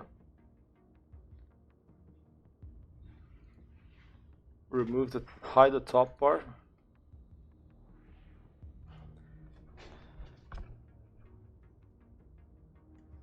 And I'm gonna add a new, I'm just talking myself through like OBS Studio here, what I'm doing. It's called this bottom bar.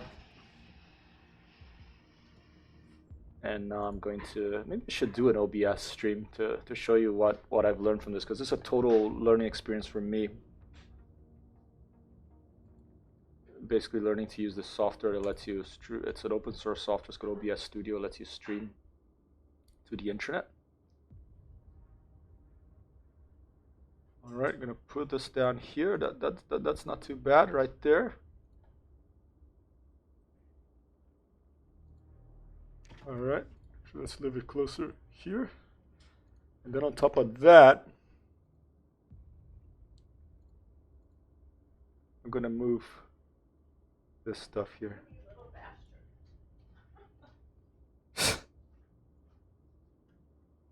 All right, these are my latest cheers, latest follower, and latest subscriber. I'm not sure if people really care about seeing this, but I think it's nice for people to be able to be recognized. These are my stream supporters. When you cheer, like it costs like a cent to cheer once. I get half, Bezos gets half. And you get your name there if you are the latest cheerer. If you're the latest follower here, if you're the latest subscriber, you're here. All right. Many thanks for Scorewolf for subscribing the other day. And for Command Line Girl, my friend in the West Coast. For the follow, and an anonymous cheerer for the latest cheerer. Okay. Let's leave it around there. And I think I'm set now. Okay. Let's get back to the game. All right, Generation Zero. You haven't missed much. I just spawned into this game. Here, let me do it from the beginning, okay? So this video game is. I landed in the Amazon, by the way. That was fun. You can see the video later. I'm gonna do a highlight. I landed in the. I don't know how. It was really close, and I managed to land in the middle of the forest, and you could hear the birds and the jungle. Sounds awesome. So Generation Zero is a game about being late 1980s. You came back from a boat trip in Sweden. It's like 1989, and there's no one around. The people you find are dead, and there's killer robots roaming the countryside, and you have to scrounge like weapons that are rusty and try to get through the landscape and find out what happened while these killer robots are after you. And the music here you can see is a bit like Terminator. But then it has like it adds a few notes there, so it's like very inspired by Terminator theme, you know, very 80s. And I can select my characters. I have this gentleman here that I made yesterday of like the perm hair and everything. And let's create a new one. Since here Mazo's over here, let's make it a girl this time. Let's make a sort of popular maybe. And you can type different type of characters. Let's see. A sort of like cheerleader. Is that a cool? Is this what a cool cheerleader looks like? I don't know. Looks a bit dangerous, I don't know. Let's go with this one. Skin tone. Looks good. Popular, that's fine. You can put two different kinds of style. That's pretty groovy. Let's go with that one. Difficulty, I'm gonna leave it on skirmish. Okay, automatic difficulty female. Okay, that's fine. Let's go. Start game. Okay. Yeah, they look a little odd, the characters, but you only see it's a first-person game, so you only see them from. Let me 1 second. Oh, okay, never mind. You know what? I'm gonna continue with my main character because I don't want to. I have like a whole tech tree and stuff. I don't want to lose all that stuff, and I want to show you. I'll show you my character. Okay, this is my main character. It's like a John Rambo type. There he is. He's wearing a skirt. You can change what you wear, obviously. You can put some jeans if you want, but I kind of like my my punk skirt. He looks a little Scottish. Sylvester Stallone and Cobra, who's uh, his shoes are not really going with all that. Okay, there you go. That looks great.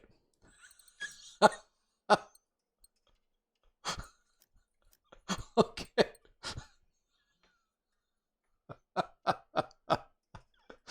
You can change your hair too. I love the mullet, but you can put like a cap. You can put like a but I just or the perm. The perm is fantastic, isn't it, David?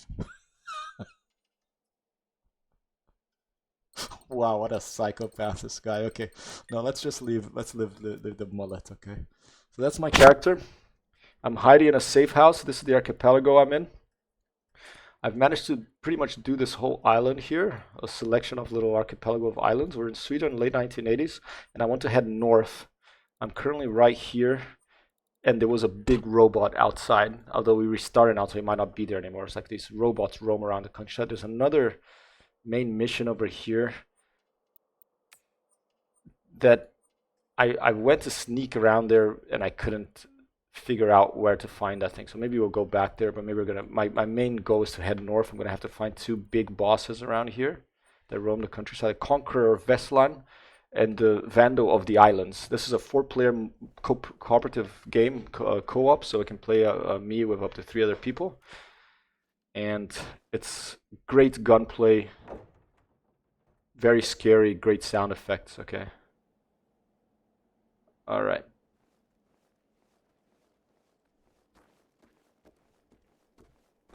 And Mazu, if you're there, please let me know if the game is way too loud compared to my voice, or if you can hear it okay, because I haven't um, I haven't adjusted really the.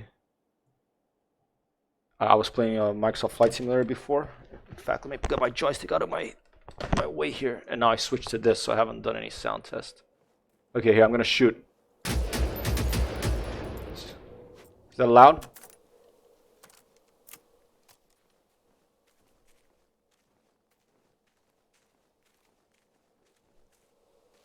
Excellent. Thank you, sir.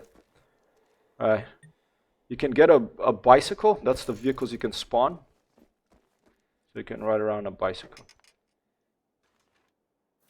All right, let's go.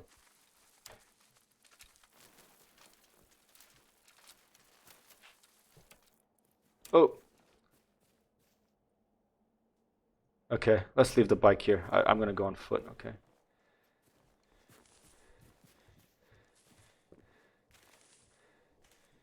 In this game, it's important for you to look at what's ahead, because if you especially if you're by yourself. I had like a friend with me, it'll be easier, but since I'm by myself, if a bunch of these robots surround me, or a big one comes, and I'm right up against him really close, I'm in big trouble, okay? So I'm headed north now. That's my plan. Actually, I'm gonna remove that little waypoint that I placed there. I'm gonna head north.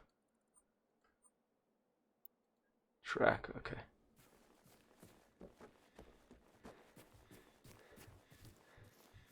Excellent. I'm gonna do Noita after this one. Later. I want to do my daily run. I don't think I did it yesterday. It would be cool if Noita was 2-player. Maybe they'll add it in the future. There's an old Saab over there.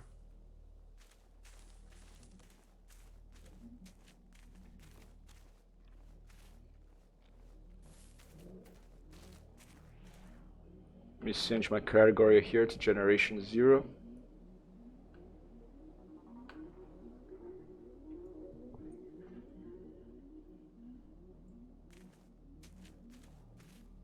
Oh, okay, that's a bad guy. It's a big one.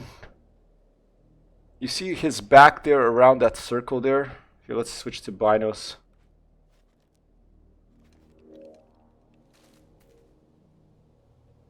See that behind him, where this little circle there, there's a red sort of canister. If I can hit that with one shot, I can take him out of one hit, but it's very difficult to hit it because your guns, there is bullet drop in this, and if you miss, he's gonna get angry and come look for you. Okay, so yeah, some scary, really wonderful enemy design in this. I do have a rifle.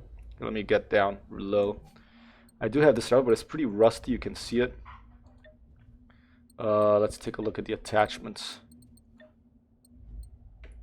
I have a 4x8 scope. Having some soft point ammo, which is fine for if I hit it with the...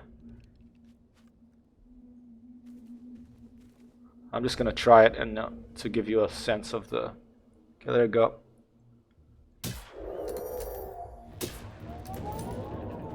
Now it's looking at me, so now I'm in trouble.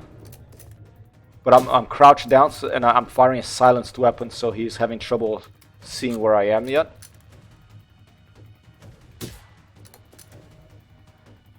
Let's take out his right weapon.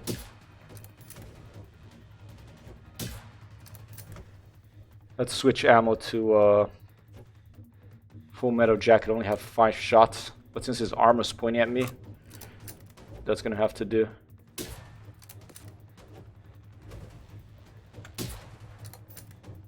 He's kind of frozen. That's good. All right, I'm gonna switch to the other rifle.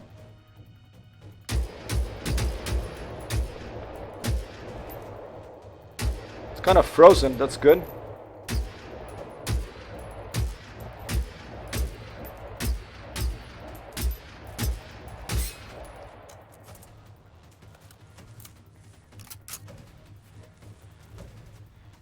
It totally got frozen up. Maybe I hit some sort of system that froze him up. I'm not sure. Oh shit, no, now he woke up.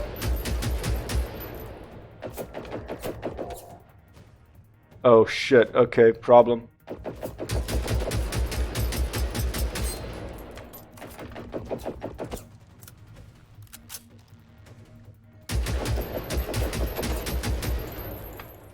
How is he shooting me through this?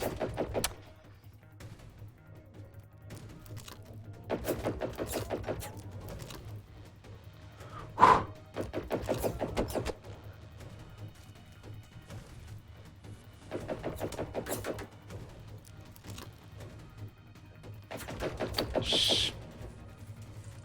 Go.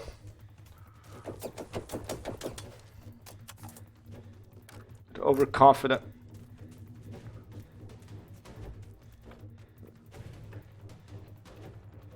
Shit's coming. Okay.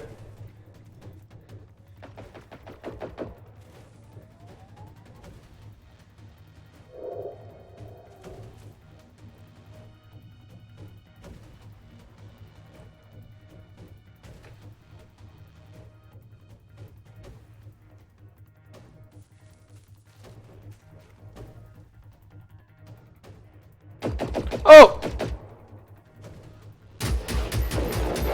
Toma! Got him.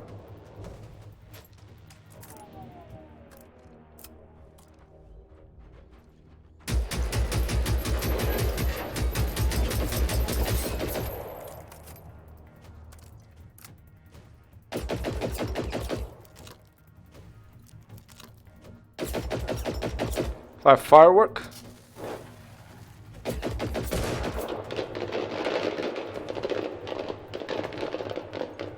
Where is he?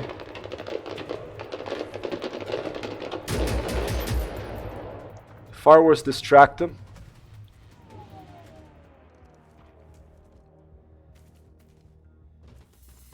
Alright. A little bit of Generation 0 combat to show you these are standard first aid kits 60 Okay, so a lot of Full Metal Jacket ammo. That's very good because those are hard to come by generally. So this is called Trees in Video Games, and here I'm shooting a gun. Okay, but this game is made by the studio that made this other game called Hunter Call of the Wild, and for me I think it's one of the best renditions of a natural landscape, especially of the sounds. And this is based in forest in Sweden. So I haven't been to Sweden, but it really gives a feeling, the sound of the leaves, the wind, and like leaves falling down from the trees, these sort of graphical effects really makes a very rich, oral, both graphically and orally rich game. Okay, and the animation and the sounds of the machines are very scary as well. So it's a sort of post-apocalyptic countryside simulator. Robots, some sort of killer machines have taken over. It's the late 1980s, so you have these cars like the old Saabs. This kind of car actually drove across the country in once with my partner. It was a 1990 Saab, maybe it was an early 90s Saab, I'm not sure. Another flare, okay, that's good. Anything in here? Okay, another backpack, some textile. I still don't know how to craft stuff with these textiles and all this stuff. I know if I have to find a special location to craft things, or what's that thing there? All right. Let's keep moving. Is this north? Yeah, okay, big bridge here, and that's some sort of big boss that I'm gonna have to deal with when I get there. I think I have 123 rounds of Full Metal Jacket ammo in this G3 rifle now, so that should give me more firepower. This is the kind of game that you have to kind of, with a particularly big enemies, you have to be smart about it. Generally, you put down a gas canister. Like I could, for example, just to show you here, I could like put down this gas canister, then throw like a flare here to attract them, and when they're near it, I shoot it blows up, and you take them out more easily. So it helps a lot to play with friends. Like one of you can be the sniper and do like Overwatch, and the other one can try to sneak close and drop some things that blow up near the big robots. Oh. And there's another one of this one that I just took out. See that thing I'm aiming at right now? That, if I hit it one shot, it could destroy. Let's see. Oh, it didn't work.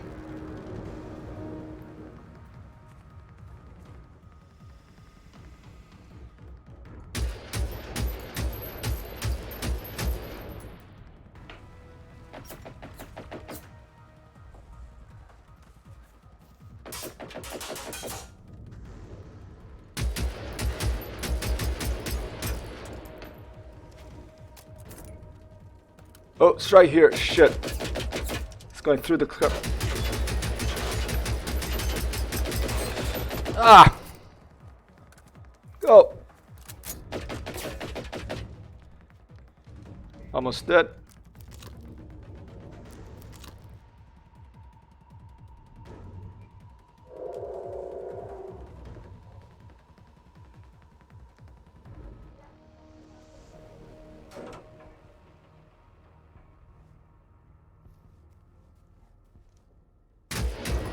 Got it.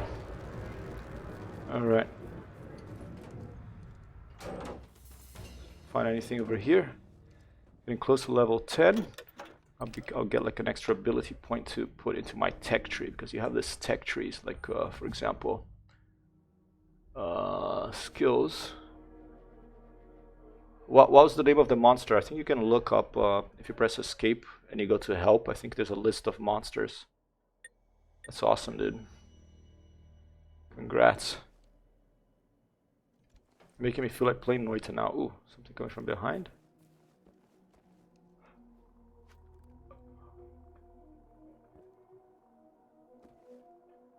Oh.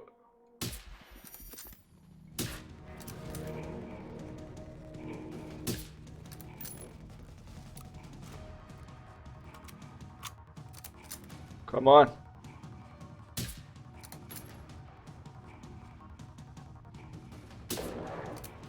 Okay, that one's down. Let's go, let's keep moving. Something else coming from back there, but let's keep moving. And keep up the momentum here.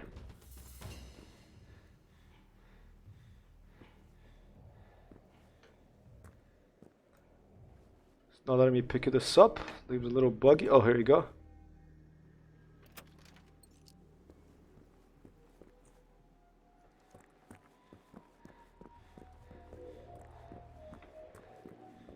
Markiainen, it ruined my perfect run. Shot 2 little red orbs that triggered another spell when they were 8 something. Yeah, there's some crazy monsters in Noita. The toughest one I fought was this little skeleton, because I blew up. I tried to get this thing that looked like buried in one of the magic mountains, and I angered the gods, and then this little monster came after me. Well, little one, a skeleton with a big like staff, and that like kicked my butt. I managed to elude it for a little while, but then it was still there in the next level. Even though I passed level, it was still there waiting for me in the next one.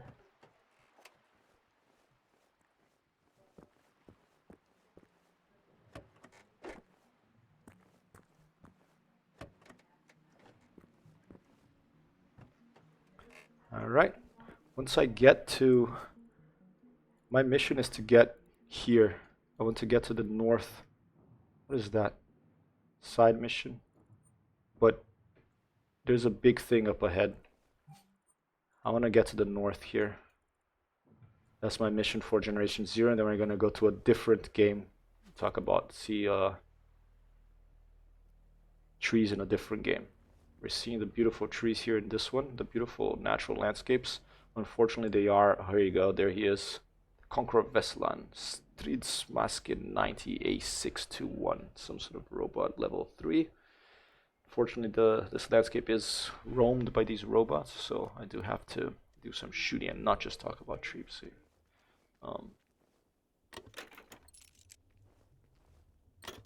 Not only speak about trees, but also speak about these mechanical abominations.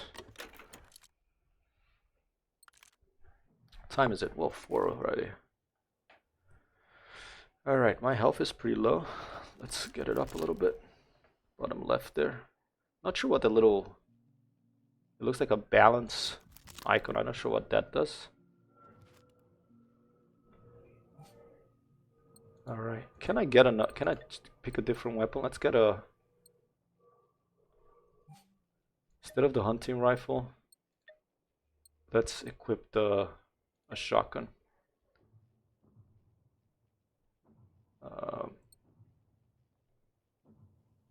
Oh, okay, I can't equip it to the rifle, to the shot, to the how about this one? Okay, we're gonna stay like this. I can't equip it. I wanted to equip it to replace the sniper rifle, but I can't. What I'm gonna do is I'm gonna leave some of those gas canisters I spoke about here.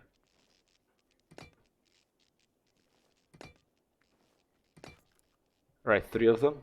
And then I'm gonna shoot at that thing and go hide. And when it comes looking for me, I'm gonna get up. Here you go, perfect. I'm gonna get up and blow up those. Okay, that's my plan. Let's see. I should probably take it a little bit further. Oh, this is okay. Let's see if this works. Okay.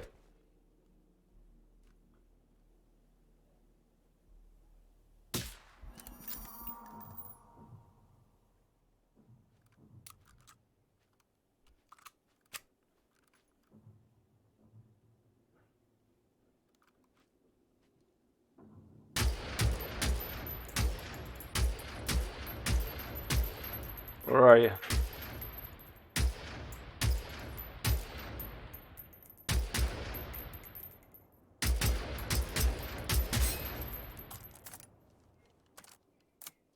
Doesn't want to come after me. I have to go a little forward.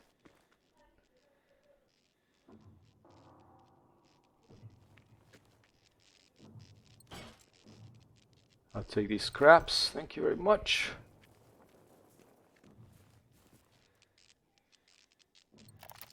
And peace cell.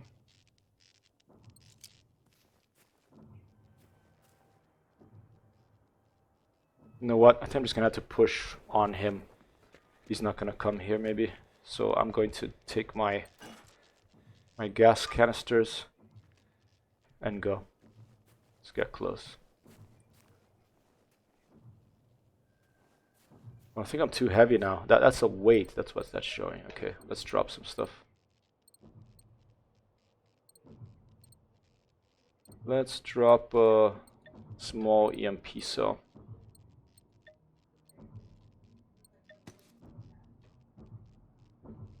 Okay, ooh, that could be good. Oh, here it comes. All right. Go. Still too heavy. All right, let's drop the things right here as my initial plan was. Where are they?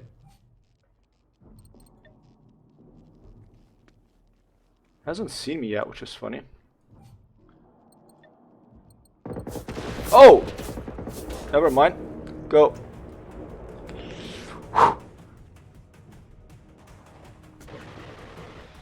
Whoa!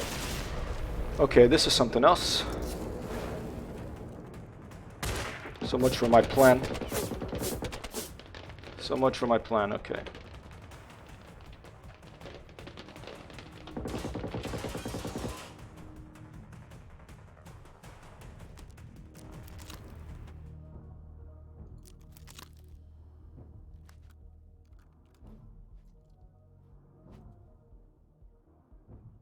Wow, look at the size of that thing. Okay, let's try again. He thinks I left. Let me get my gas canisters. It's a sign of us a lot. These like this inventories that drive me crazy. Okay, this inventory system. Okay, I'm gonna press get this.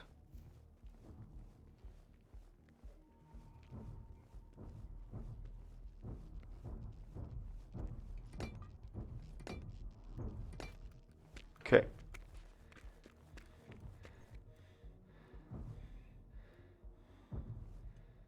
Where do you go?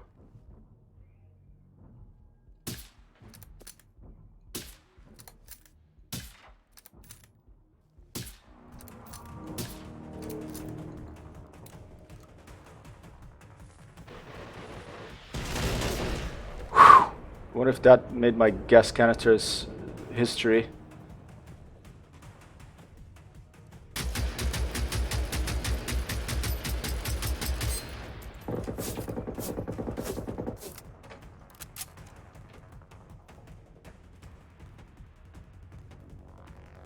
Oh, they're still there.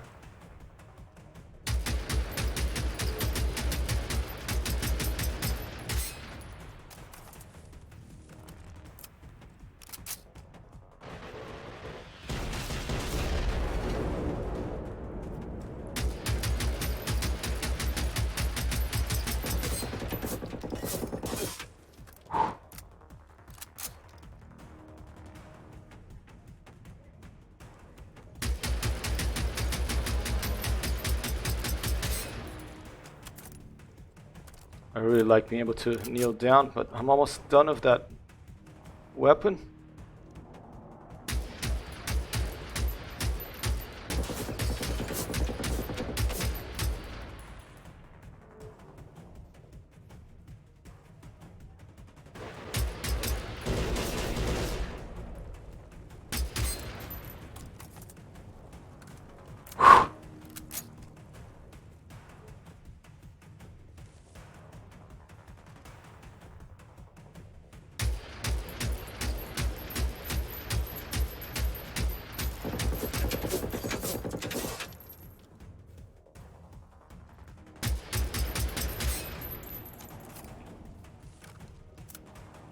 Eight more rounds in this one. Not even sure what I'm hitting because I can't see them. Oh, have armor piercing ammo, that's good. This will be better.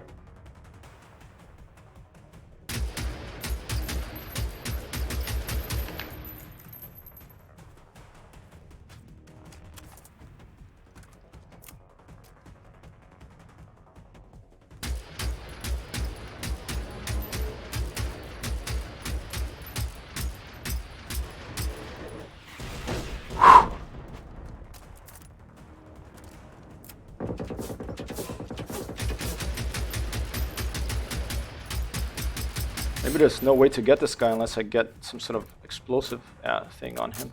Using up all my ammo here. Let's try to get to the top. So let's try to run to the side and see if we can get him from the side.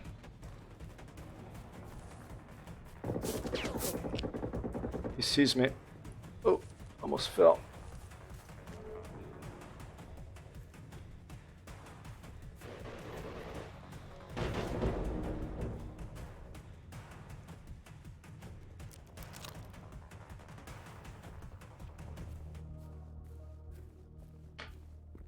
Not so easy. This is like the medium difficulty level, it's not even the hardest difficulty level. Oh dear, and I have no more health kits, okay. It's about to get pretty interesting. Let's see if I have anything else that I could use. I could, emergency flare is good. Let's assign that here. I think I have a field radio. I'm gonna assign this here because I want to respawn here if I die, okay? And if I die without having one of these, I'm gonna respawn. Alright, so this lets me respawn here. If I didn't do that, when I died I would respawn like all the way back where I started. I had to find these things, they don't just, they're not just... Okay, let's see, adrenaline shot, I think.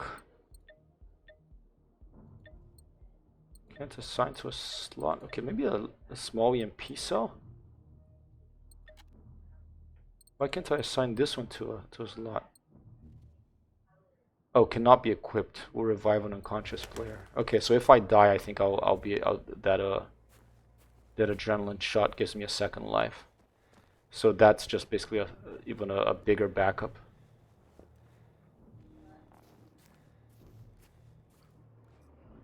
Now let's try a shot with the. Hopefully, I'm coming from behind him now. Oh, there he is. All right. See if we can see any. One thing I do have is binoculars, and since I have a tech, I can do this. I think I don't have enough of the tech tree skill points to. Of the tactic tree perk that shows me the weak points, so I can only see like the general. Eventually, I want to. It's usually in the back. But very hard to see right now.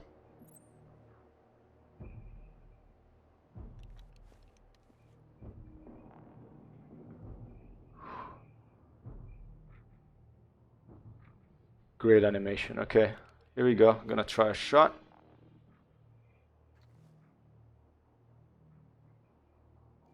I want to shoot at some part of it that seems more.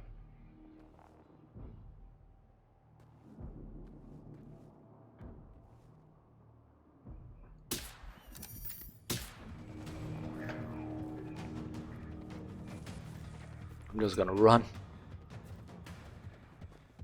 Which is the sticky thing is 6. I wanna try to hit him with that sticky flare. Because I think the flares confuse him. So if I can hit him with a sticky flare, if I can get close enough to hit him with a sticky flare, maybe he'll get really confused and I can't get close and find a weakness. Oh dear, okay, hopefully there's not more enemies here, there's some sort of camp up ahead.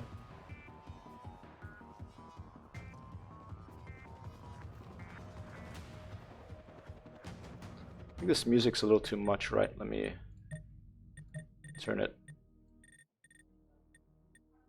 down. Let's turn it off, actually.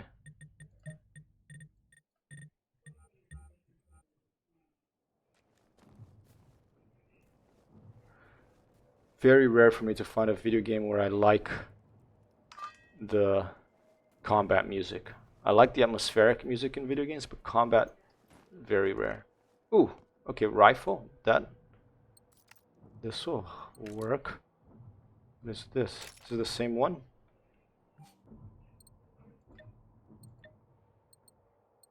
It's another hunt. Ooh, a different one. Okay, let's equip this. Okay, see attachments.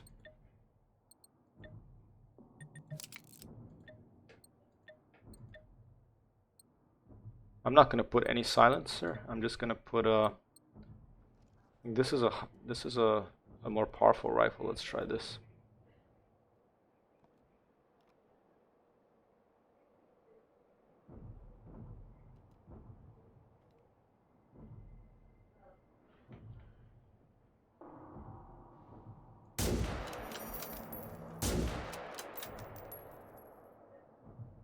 Can't see what I'm shooting at. Let's get away from here.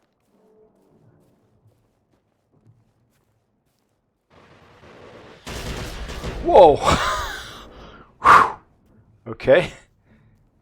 He knew where I was. Thankfully, I wasn't there anymore.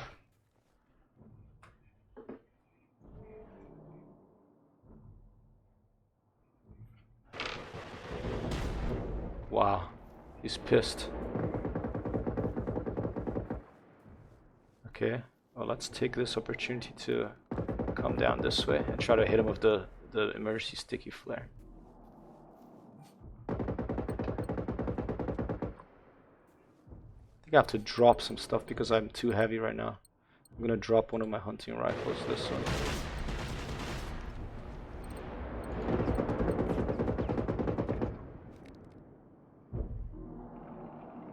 Oh, here it comes, okay. He's not shooting at me, right? He's shooting up there still, I think.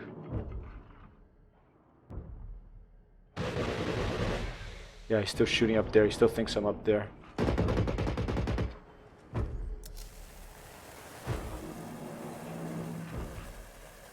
Shit.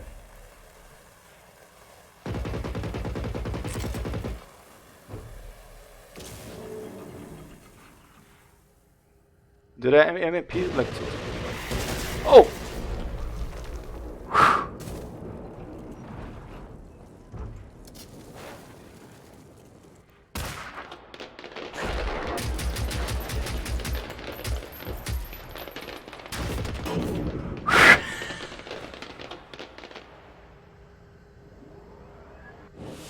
Wow, look at that.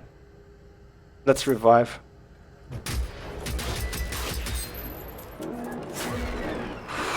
Okay, that didn't work. Oh.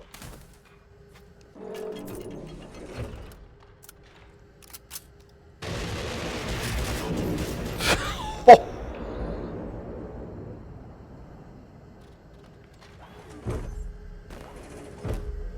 I'm gonna abandon. Alright. Alright, let's go to the safe house. Wow, okay. Alright, so that's generation 0. That's S at a desktop. And I'm gonna be right back, and I'm gonna back up another game. Alright.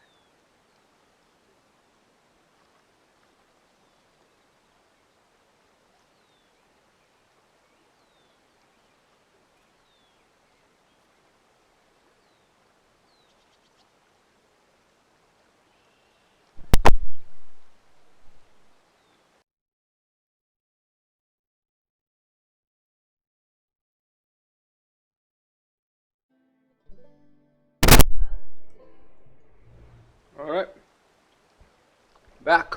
Far Cry 5. Not one of my favorite Far Cries. I haven't even finished it. I mean, I played like quite a bit some years ago. I recently reinstalled it to see if I... Oh, heard an animal. Uh-oh. Mountain lion. I don't want to hurt the animals, but they do attack you, so let's get up. Visually, very impressive game, but not as good as Far Cry 2. Both story-wise, what I've seen so far, I think I'm about halfway through the game, a little bit more though, and and um, and also, yeah, mechanics-wise, I don't find it as good as Far Cry 2, which is a much older game. But visually, it's quite beautiful. It's set in the United States. I think they base the location on Montana. A lot of trees, pines, mostly coniferous forest. Ooh, some bad guys over here. Haskell Lookout Tower. Very violent game. So, thank you, Mazu. Yeah, it's my first time that I do this thing about leaving the stream running and then just putting back shortly. You can hunt in this game. I only have a flamethrower here. I don't have my my bow and arrow, which is what I usually like to have. You can have like throwing knives. It's one of the coolest things in this game. For example, and throw it, and it actually sticks to a tree. Okay, you can get it back. What else? You can have dynamite, Molotov cocktail. You can actually just use your fist if you want. So lots of you can. Uh-oh, spear.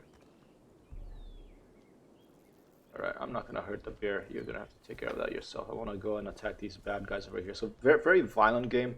Let me change this. Let me quickly put my. This is what I don't understand about. Oh,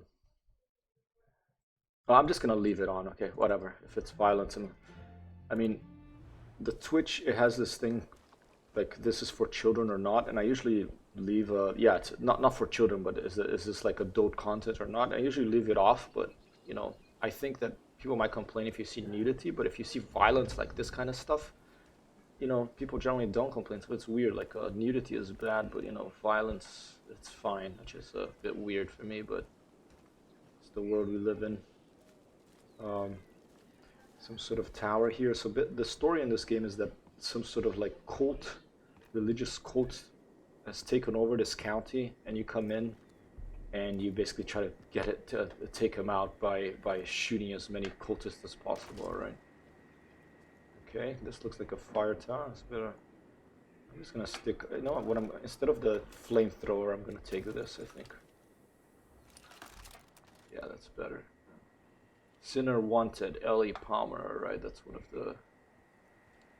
Ooh, truck down there. Gun sounds not as good as Generation Zero. They're much more muffled. They don't sound so loud. But there is bullet drop, which is cool. It's not like hit scan like GTA. See, like it takes a while for the bullets to get down there. Oh, some dudes coming over here.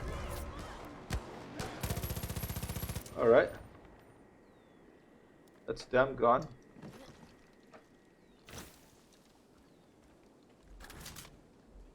And these cultists come in any shape and form. There's men, there's women, there's All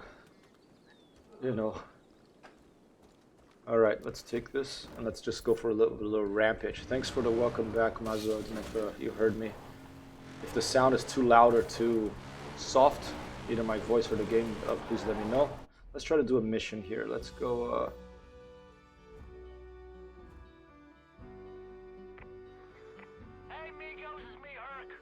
Let's go here. I just have to keep going straight.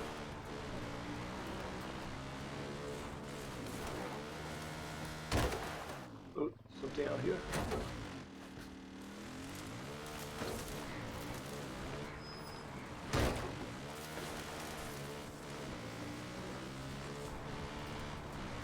See, trees have been cut down here. Ooh. Ow. Oh, bear. Go, go, go. Save, save, save, save.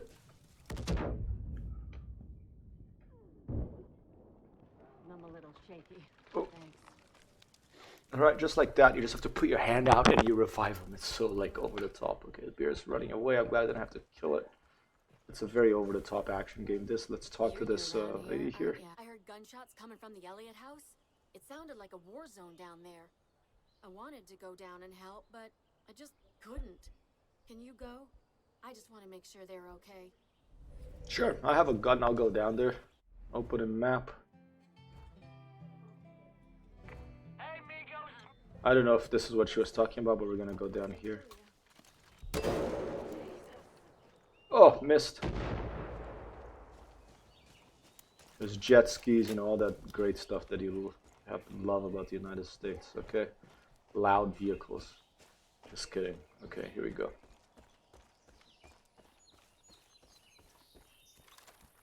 Should we try that again? Oh, no more ammo. Alright.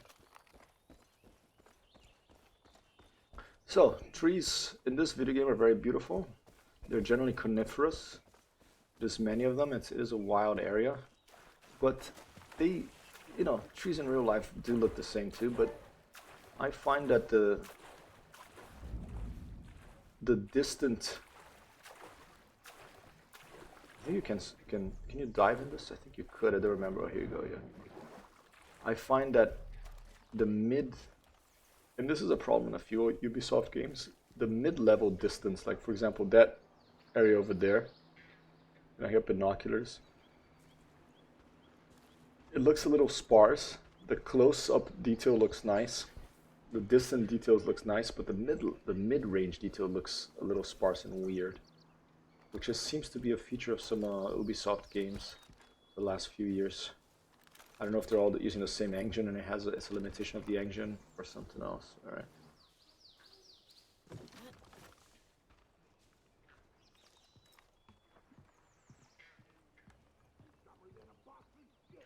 Okay, there's someone in here.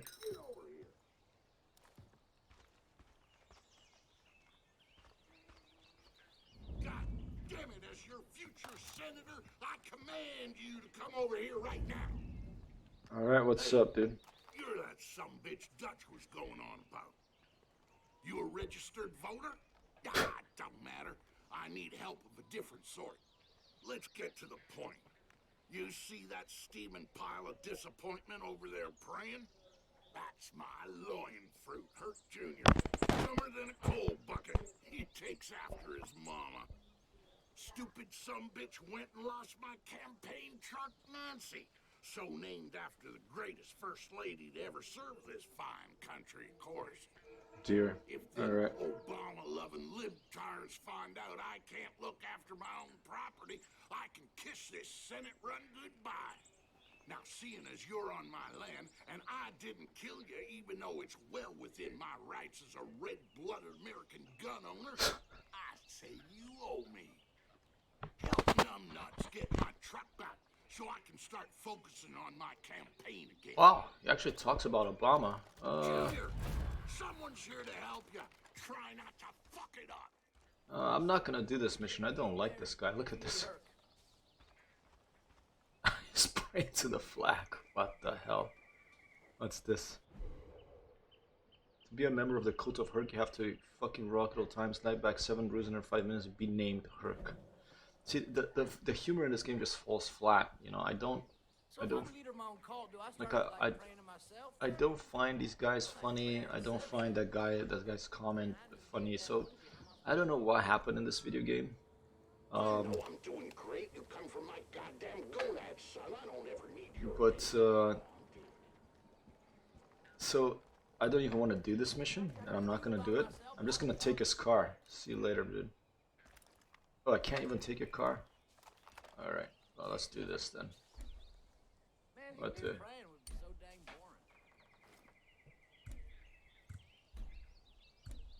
All right. Let's see.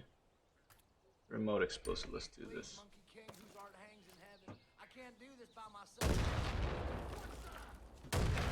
Oba. Gonna shoot me? No. Can I use the mortar? You can. Well, alright. Alright, I'm not gonna shoot in any trees. Maybe we can shoot at a truck coming by or something. I'll just fire one.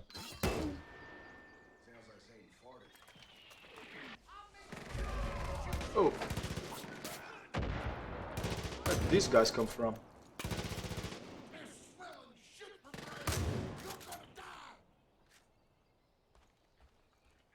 Alright, anyway. I don't know how long I'm going to be playing. Lighting louder 5%. Okay, thank you, Commander. Sorry that I only saw that now. I don't know how long it's been there. Yeah, let's leave it like that. Okay, this is a very horrible character. Let's keep going northwest. I want to get to the maybe like a little airstrip there. I'll try to get into a vehicle and head over. Try to get close to the trees. Yeah, riding in this game, I didn't find it. I found it quite terrible, especially like missions like that sort of character, sort of like a caricature of, you know, a very conservative American, but falls flat. There's something about the humor that falls flat in this game. It's not even close to Far Cry 2. But the gunplay and just the all-out action is pretty good.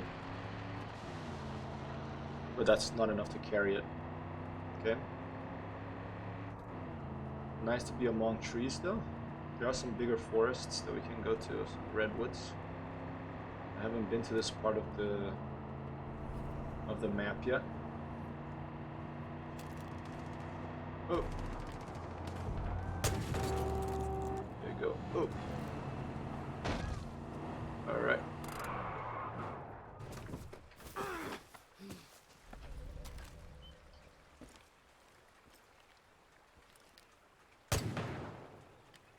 There we go.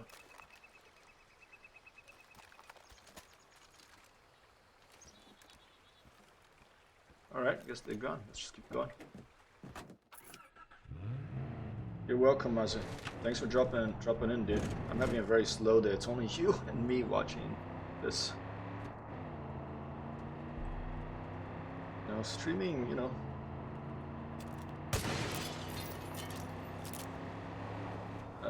Do this. Oh! Happened there.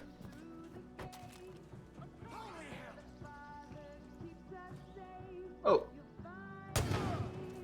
He ran him over, but he survived. That's a bad guy. This is a good guy. What the heck is that? You're the one that's gone poke the hornet's nest, aren't you? Sinner, okay. See, I know he's good because he's green instead of big.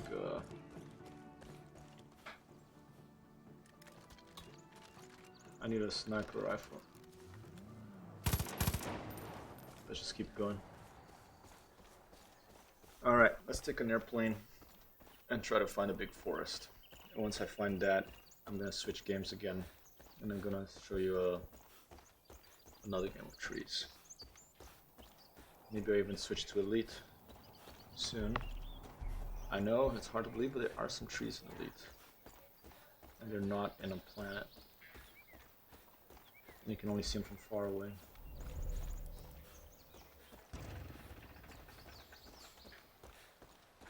Anger, huh?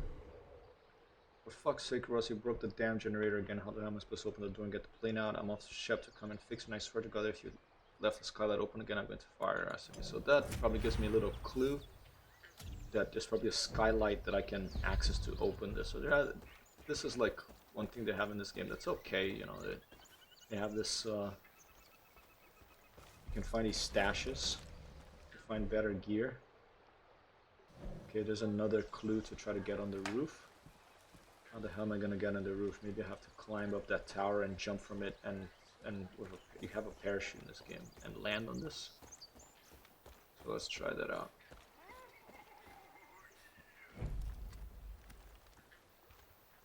Alright, let's try to climb this tower and jump from it and land on the roof.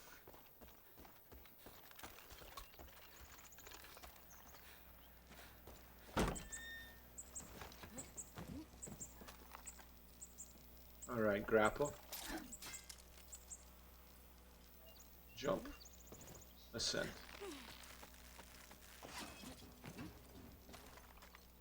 Alright, let's grapple that again. Send.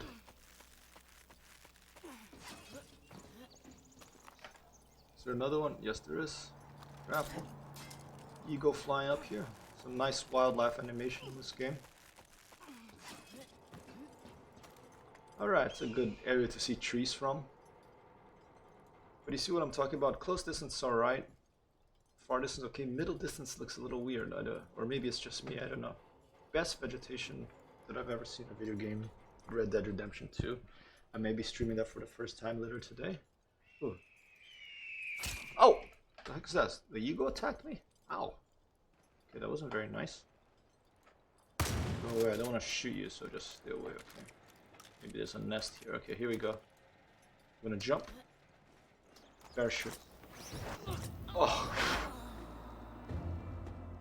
I forgot what was the key, so I was waiting for it to show me, but by that time I just crashed. Okay. See, the intermission scenes are very nice. They're very nice artwork. I wonder what Far Cry 6 is going to be like. I mean, it's become pretty much let's try again. It's become pretty much a regular franchise.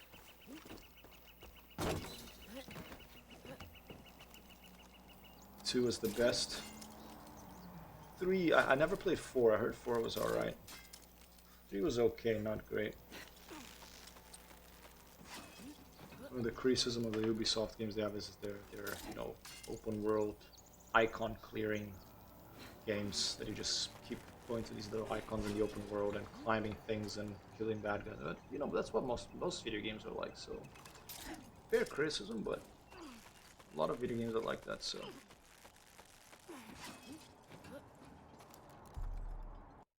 Not just the Ubisoft ones. A little bit louder the game. Alright. Can I climb one more? The music in this game is very good. Oh! It's the eagle again. Get away from here, I don't want to shoot you, okay?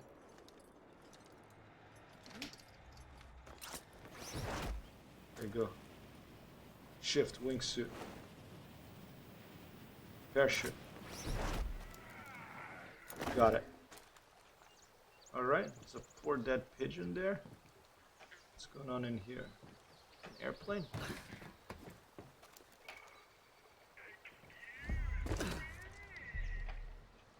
Alright. Airplane with a big machine gun. That's nice. Some perk magazines. Anything else?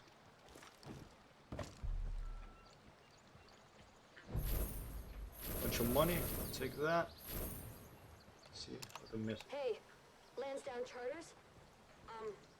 Name's Skylar. Skylar Kors. You might have heard of me. Anyways, things been getting kind of sketch around here, so I'm looking to book a plane. It'll be me and maybe one other. We'll see.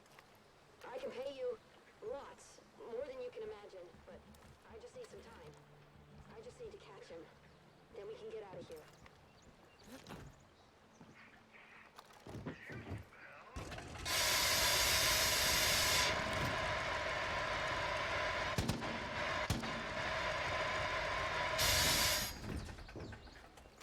How do I open this thing? Oh, here we go. Can I open the hangar? Or do I have to buy the plane? I don't know.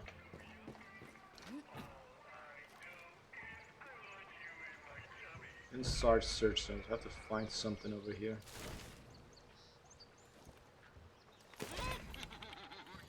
Collectibles. Shop. Okay. Hangar. Don't really want to get any of these airplanes. Open the door. Okay. How do I open the door? This thing maybe? Oh, here we go. Alright. Alright, now I got an airplane, that's good.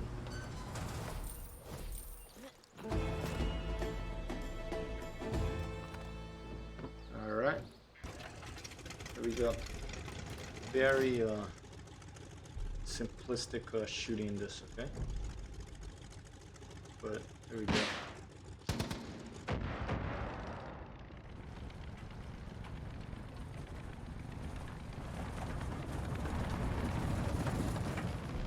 And flight model too.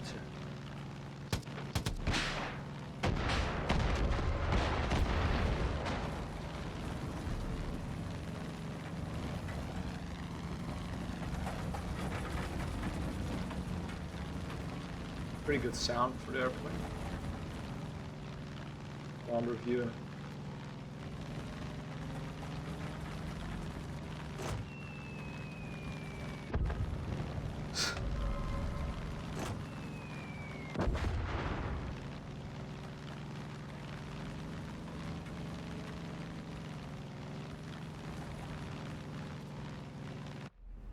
Where am I? Okay, let's go this. I haven't been to this area before. Let's go here.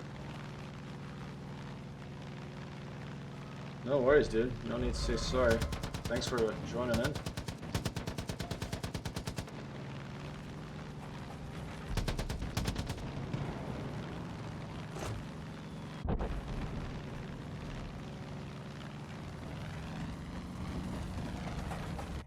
Let's attack something.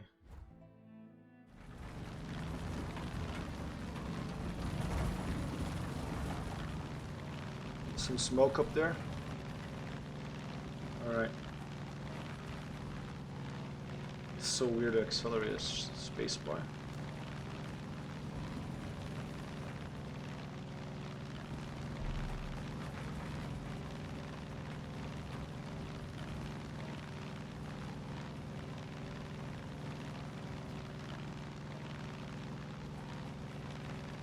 Okay, whatever's the smoke here, we're gonna go and attack it. I might just jump off and how far have you gotten in Noita Mazu forest?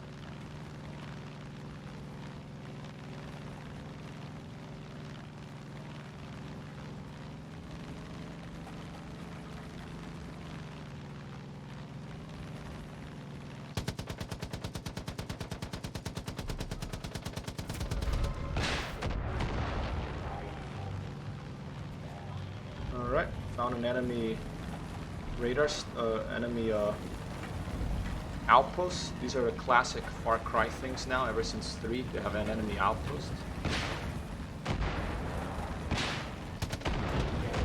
Oh!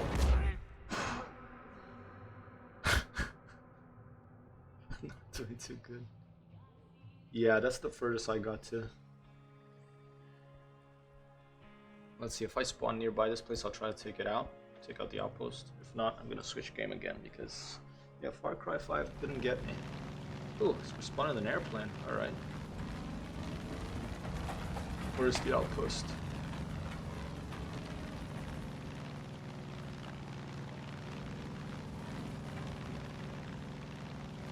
Was it up there? It was up there, wasn't it? Right. A gas station here.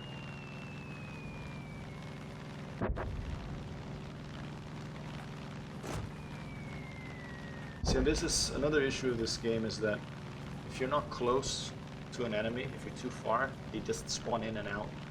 That's very frustrating if you have like long range weapons like bombs. You know, I try to hit them and then all of a sudden that thing appears and then disappears. Very odd and frustrating. But let's try to do what I'm gonna try to fly over first, like rain some bombs down on this outpost, then dive in with jump out of the airplane and parachute in, fire my guns just to see what happens while we look at some of these trees from up here. Very coniferous, I was saying, Montana.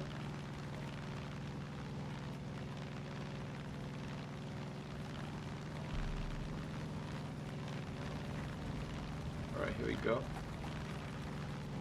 And the more I play video games that let you zoom in, the more I want that in all video games. Looks like Star Citizen, Microsoft Flight Simulator, Arma, video games that let you zoom in close to the action. I wish I could do that in all these video games.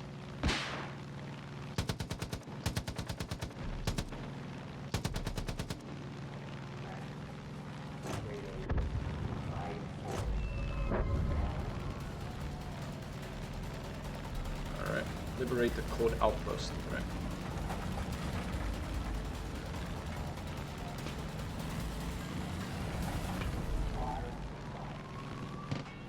Okay, here you go. Keep those sinners at bay! Reinforcements incoming!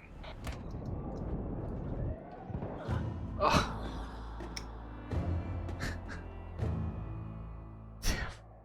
Alright. I'm gonna switch around. I'm gonna join in for some Noita now, okay? I need a break from these shooter games. I'm at 3 hours now. Alright. I'm gonna quit.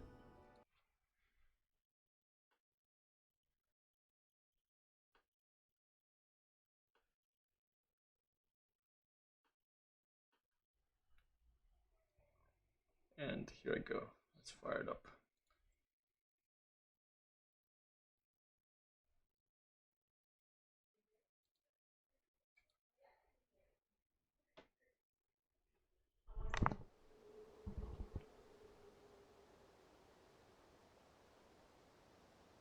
I'm gonna turn off Discord here because I'm not on it.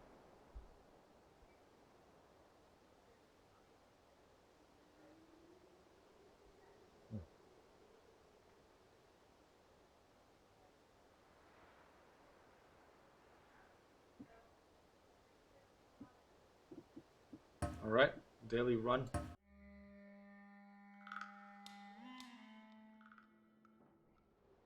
Alright, 1 second.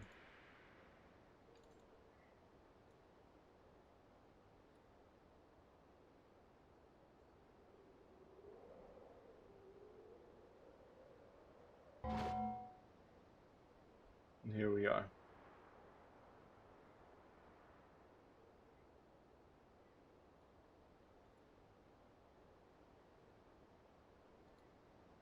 Then that's okay, right? Okay, let's do it like that. It's the daily run. Let's see what I have. Rain clouds and these little orbs, 3 damage. Yeah, this is a nice break. 3D games, after a while, they, you know, if you spend a lot of time in them, they're... Okay, I wanted to show you a tree in Noita, but the daily run thing looks a little odd. I don't see a tree. Usually there's a tree here. I see a mush. Oh, here you go.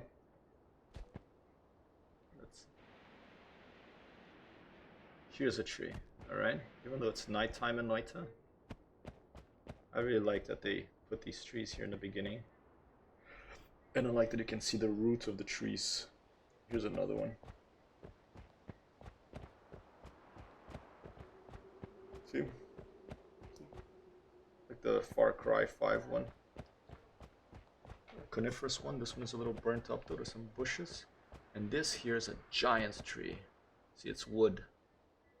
Giant Noita tree. And often on the left here you can find a little wiggly, an egg with a wiggly, something wiggly inside. Wiggling egg. Something wiggles inside. That's a worm. And you have like a nest. I don't think I can climb higher than that. I've never been able to, at least.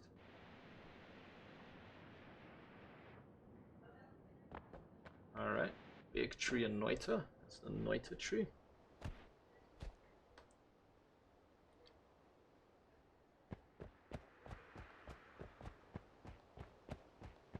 You can see the clouds on top. Earlier we had Microsoft Flight Simulator. There were some clouds that look a little bit different, but not so different. They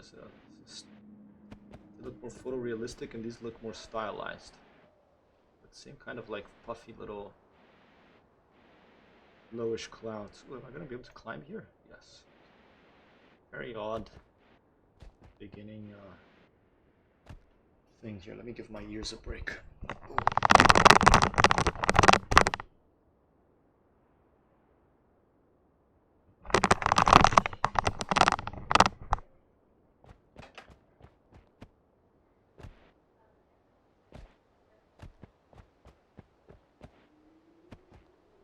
Check something too while I'm here.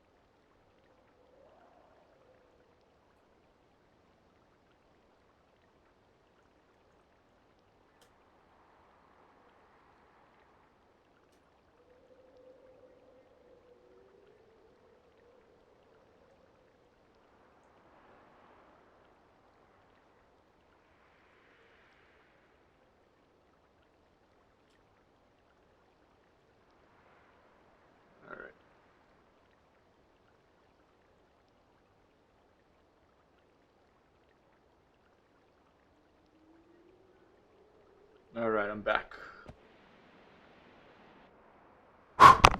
Okay. Noita daily run. Same seed. Everyone playing the same. That means that everyone's playing the same level, if you will. Same randomly generated level. Daily run changes every day. I don't know if it changed. What is it? Finnish time that it changes, or Greenwich Mean Time, Zulu time, International Dateline time? I'm not sure.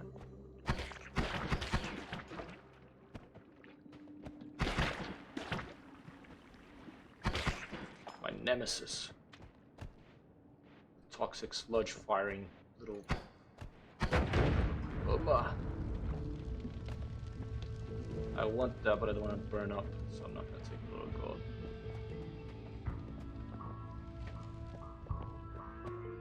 My goal in this run is to get to the jungle level. I've never passed the jungle level. I have a lot of difficulty getting past the ice level. Sort of where they're the base of those. There's like snipers and shotgun wielding the little thugs with backpacks and everything. So if I can get past that and get the jungle level, I'll consider mission accomplished on this, on my Noita run here. I said I'm going to talk about trees in video games, and I showed you a tree in the beginning of the Noita game here. There are trees, but in this game your mission is to go underground. So, oh, what's wrong with this guy? Oh! So you only see a tree in the beginning, and then you might see tree roots. But, and then a jungle level, of course. So that's my goal is to get to the jungle level to show you some trees there. Okay, some underground type trees. There's a new game out that's another roguelike that's getting quite very good reviews called. It's been in early access a while, just left early access, and that's called. Here's this little shrub, and it's called Hades. And instead of going down into a dungeon, you go up. You start in the dungeon and you have to get out.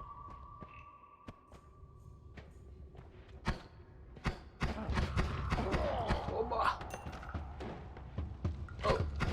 Oh! Those shotgun wielding guys are pests.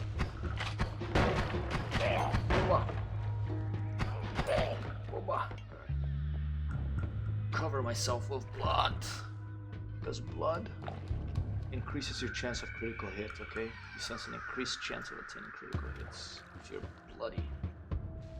Alright. Keep going this way.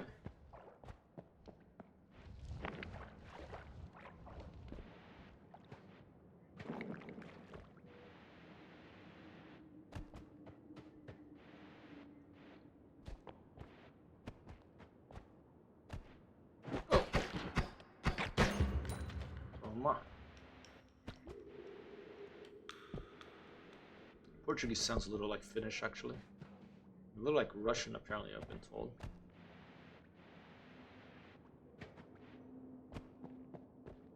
Looks like a door. I want to press up and go into it, but I can't.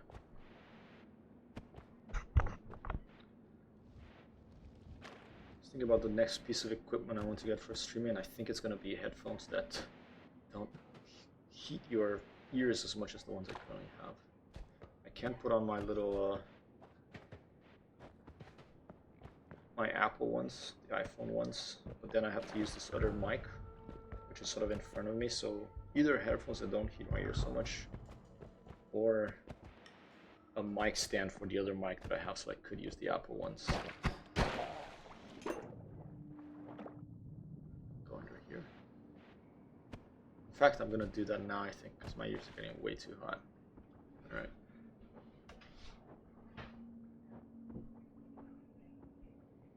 There you go.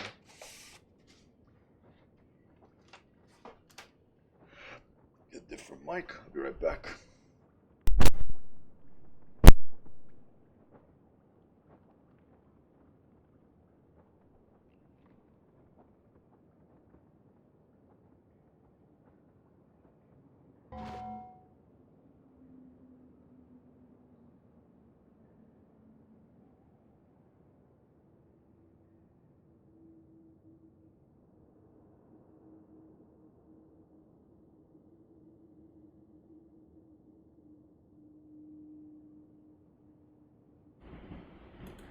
Test 1, 2.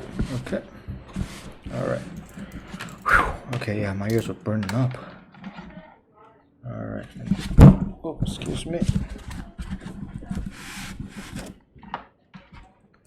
Get this set up over here.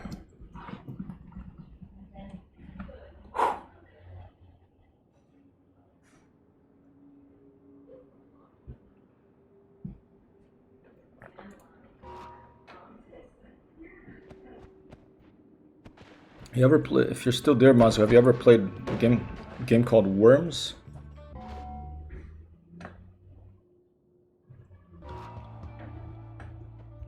Stand by. Now the problem with these headphones is that I can't control the sound on them, so I have to do this.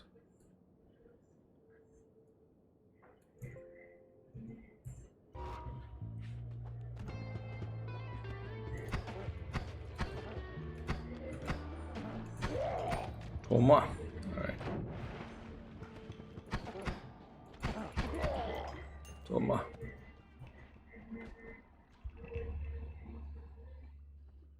A little bit lower.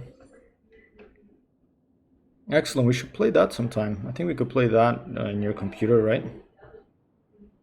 I have it back in Rome, but I'm gonna rebuy it because it just came out of an update after 20 years, I think. And I'm just gonna get it because I think it costs like 10 or 15 bucks on Steam. And then I want to play online with friends. That'll be fun.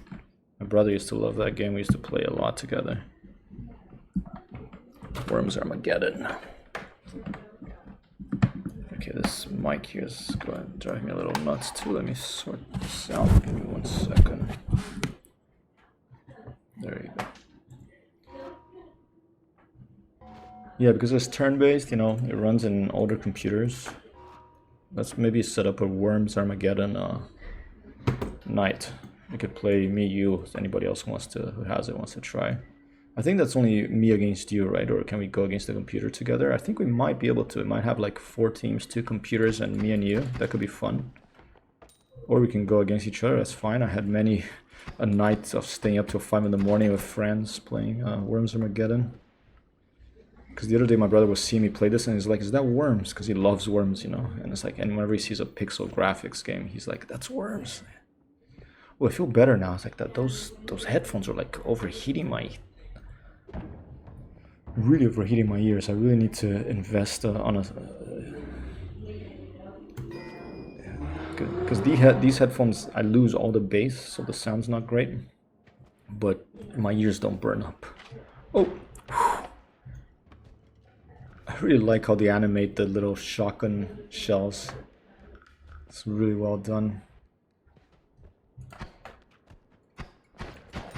Toma. Alright. No one so far. Very tough first level for this Noito daily run level here. It's a little bit of a secret passageway type thing, but I don't see anything there. I don't have bombs to dig down.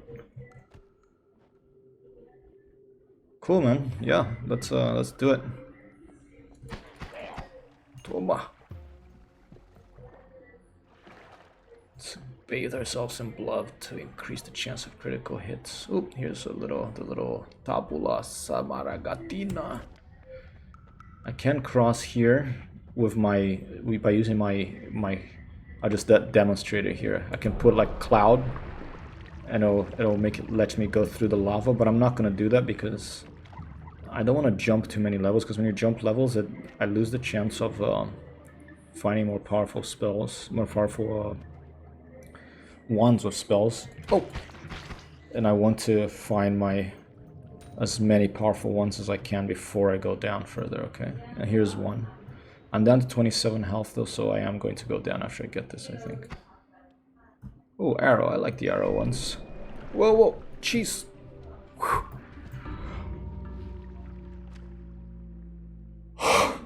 It was a trap. Never seen that before. Look at that. It was a gas trap. It set it off when I picked it up. It was a trap. Oh, daily it's hard. Was it the same one for you? I don't know if wow, dude. Okay, I have to pee. I'm gonna be right back. I'm gonna save that death replay because that was quite nuts. I probably would have survived if I had more health, but